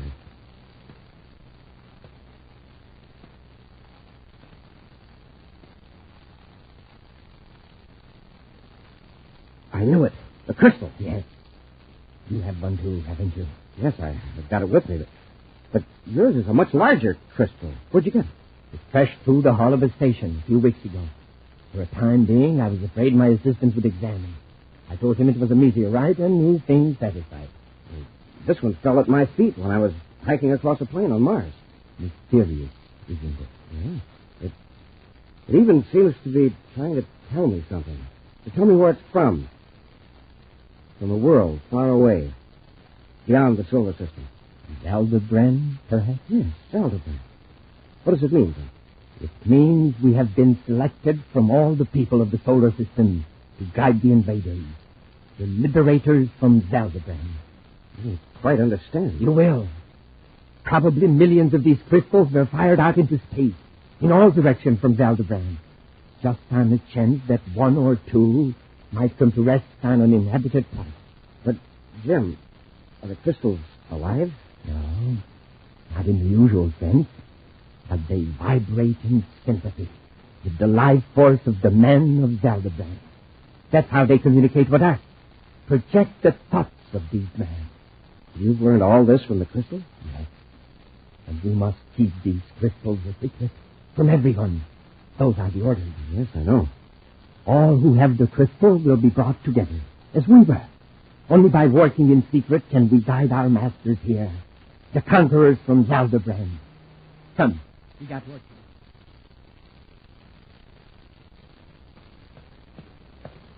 Commander. Oh, yes, Ronnie? Something's got to be done about comm relay 4. Isn't that mess straightened out yet? Well, it's improved a little since Perkins arrived, but our message center is still 4 hours behind schedule in clearing communications to Pluto. Plutocom Relay 4, Major? Yeah. Pluto reports signal strength is weak from relay center. We've run the code tape through twice. Have Colmar or Perkins given any explanation? None that makes any sense. Well, I'll get some sense out of them. Robbie, beam all out-of-planet spaceophone signals through Jupiter Com Relay 3. Right. Happy and I are blasting off for Com Relay 4 to find out what Perkins and Colmar...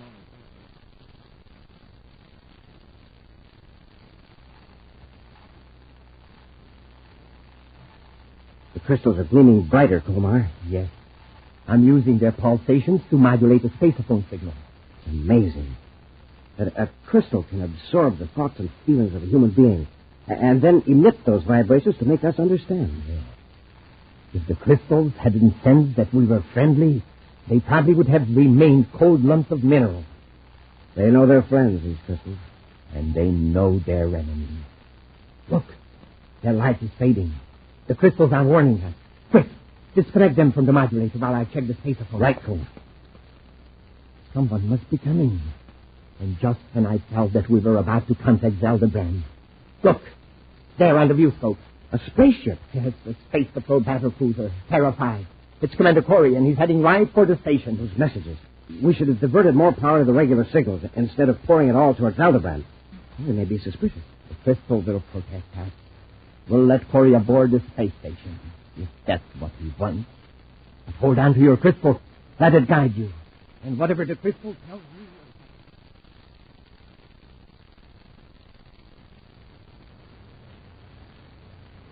They're in the airlock. Hold your crystal firmly. And don't be afraid. We'll get out of this. I'm not afraid, Tom. Well, I hardly expected you back so soon, Commander. Hello, Colmar. I'm surprised to see you looking so well. I feel much better since Tyler left and Perkins is here. Well, that's fine. But what about your relay transmitters? Pluto can barely pick you up. You've got a beam 40 degrees west of Pluto that nearly burned out our meters. Yeah, we tested it when we came in. I want an explanation, Colmar. Very well. We are diverting the power of the space relay station to more important matters. What's more important than your duty, relaying official messages? I'm afraid you'll never know. Come with me, Commander. You're a little confused, aren't you? You take orders from me, remember? I said come with me. Follow me. You must be space happy, Commander. And what are those little bottles they're holding? Colmar. Perkins. What's in those bottles? They are crystals. Crystals from another universe. Now come. Come, Commander. Commander.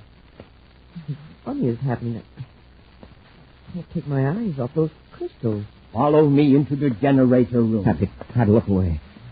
They've got our reactions controlled somehow. Crystals are getting brighter. That's about all I can see. Walk up to the generator. Touch the connections. Then you will know what we are doing with all the power. Happy, don't touch it. I can't hold back. Reach out your hand. It is not I, but our masters of Zeldabran who command you. Reach out your hand. Take the power connections in your hand.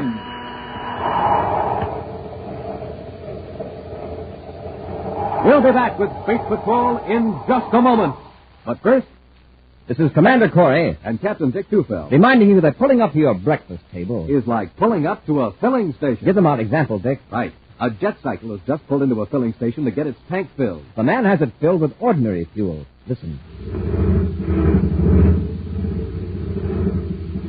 Not much go in that jet cycle, is there? But now listen to that same jet cycle filled with super fuel.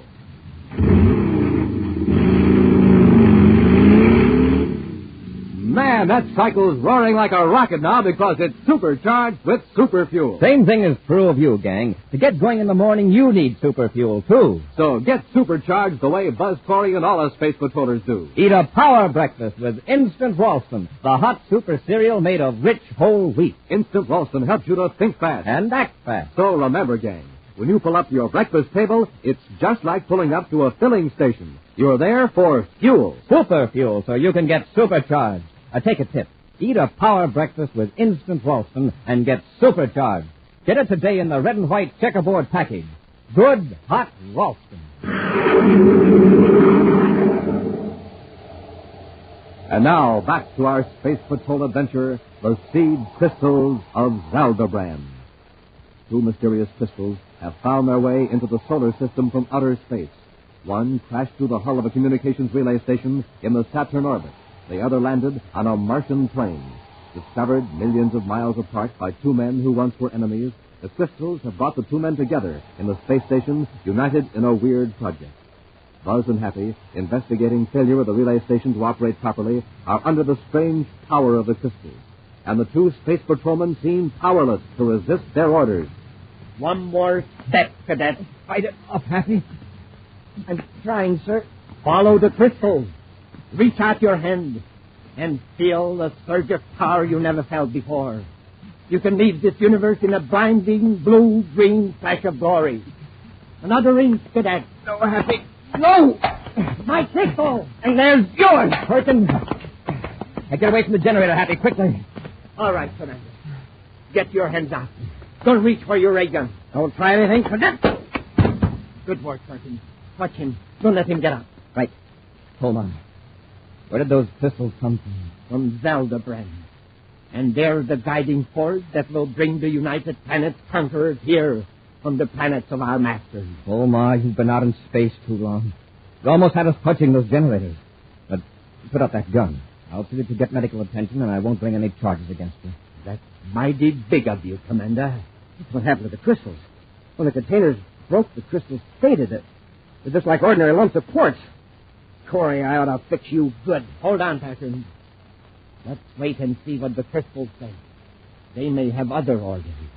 Lock Corey and the cadet in the empty compartment. We'll try to revive the crystals. Commander, how are we going to get out of here? Colmar and Perkins are completely out of their minds. Yeah. Yes, sir. Put your ear close to this ventilator. Listen to me. They revived quickly in the first solution. The compartment, the other end of this vent. I see the crystals are giving off light again. In a few hours, we can put them back in the modulator. This time, maybe we can get through the Zeldabran. I think the beam is weakened by the cosmic rays from the sun. If we could take this relay station out beyond the Pluto orbit, how can we do that? There is one other person in the solar system who has found one of the crystals. He has helped me already by bringing me equipment I needed. Who is he? A very wealthy man on Terra, Zoltan Cephalou. If he comes here with a powerful spaceship, we could quickly accelerate the relay station out beyond the Pluto orbit. Come away from the vent, Happy. Yes, sir. Sounds crazy, but those crystals just might be a contact from some other system. At any rate, I've never seen crystals behaving like that before. Whether or not they're from another universe, they're dangerous in the hands of Colmar and Perkins. Have you got your miniature spacephone? Yes, sir. Good. We'll try to reach Major Robertson and have him pick up Zoltan Cephalou. If Colmar tries to contact Cephalou, we'll at least have evidence.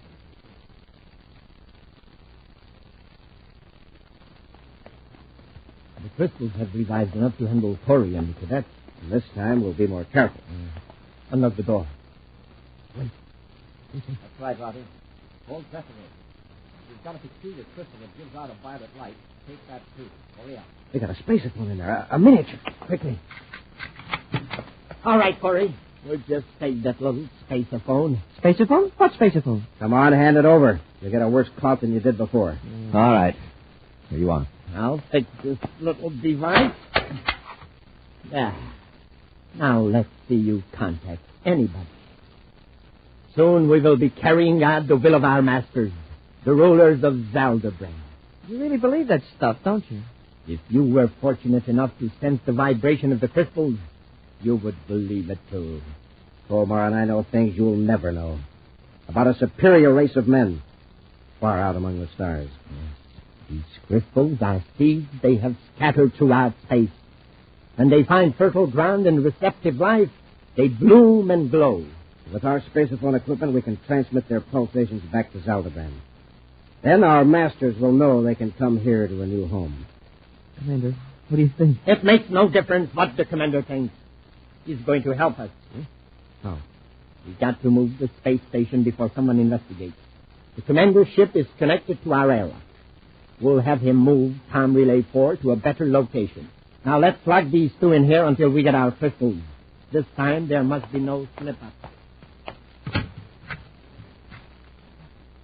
What are we going to do, sir? They're going to try to put us under the power of those crystals. If the crystals don't work, Colmar and Perkins still have our weapons. If they think we're under the spell of the crystals, we may be able to catch them off guard after we're in the ship. Now, don't look directly at the crystals. And keep your eyes partly closed. Yes, sir. And pretend to be resisting.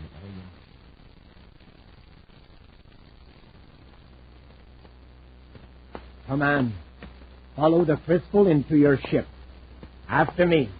That's it. Try to stall him, Happy. Hold back. I can't. My feet keep moving in spite of all I do. Come on. Don't fight it. It's no use. That's it. Now close the inner hatch. Take your usual position at the control panel. Quickly now. Now watch the crystals and listen. You will start the ship gently at first so as not to pull away from the relay station. Is that clear? Yes. Now go ahead. Your usual procedure. Just a minute, Commander. That's the spaceophone you just turned on. Major Roberts. Don't try to answer him. I could only move my hand. Look at him. He's straining every muscle to turn on the microphone. Major Robertson to Commander Corey. I've tried to reach you for 20 minutes.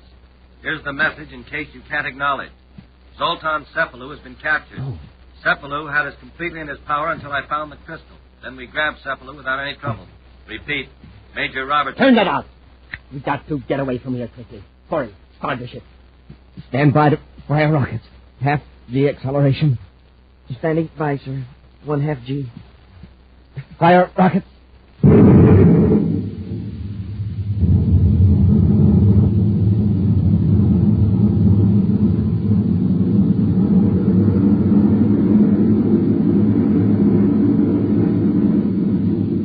Perkins, is the space station holding to the ship?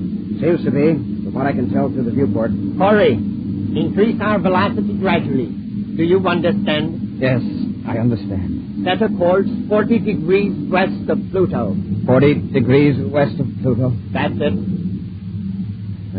They're like automatons. Look at them. They're completely under the power of the crystals. It'll take us several hours to get beyond Pluto's orbit. But by then we should be able to send signals to Zeldabran. Then what about Corey and the cadet? Their usefulness will be over. We will dispose of them. How will we get back? Don't worry about that.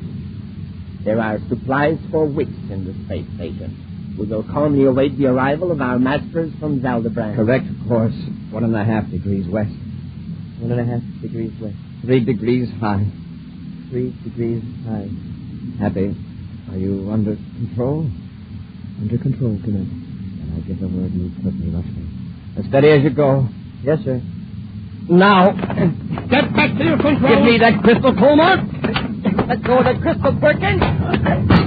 I've got one of them, Commander. Here's Colmar. Hold it. All right, Colmar, stand back. I've got this ray gun on you. Corey, you fool. You've only temporarily broken the power of the crystal. Give them back. You know, that's an idea. We will give them back, but not to you. We'll fire those crystals out of the ship. That's the only way to break their control. Happy, quickly. Open the breech, the cosmic torpedo gun. Right. Breech open, sir. Put them in and close it.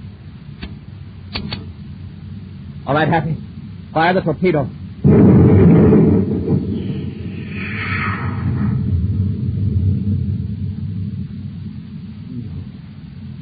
You shot the crystals out into space. Yes. Out towards Zeldabran. Or wherever they came from. Hey, I feel different now. I can move my hands easily. Homer, what happened? Commander Corey and the cadet shot the crystals out into space. Out where they'll never be found. At least by anybody in the solar system. Thank goodness. But that's wonderful. What are you so happy about, Colmar? I thought you wanted the crystals. They have comparable power over me. Now it's broken. I'm free again. So am I. Commander, if you hadn't fought us, Colmar and I would have brought something horrible into the solar system. I don't know just what, but it wouldn't have been good. Snap out spacephone Robbie and give orders to blast that third crystal out of the solar system. Commander, Perkins and I are traitors, and we deserve whatever is coming to us. But I'm glad it's over. A brainograph test will show whether you were acting under the influence of the crystals or your own free will. Well, I'm glad it's over. But I've got something to settle with you, Colmar. Oh, yeah. Yeah. I'm going to punch you in the jaw for getting me court-martialed 4 years ago. I'd like to see you try. No, hey, wait, break it up, break it up. Now, let's not have any more of that. Hey, Commander, it was the crystals. See, with the crystals gone, they're enemies again.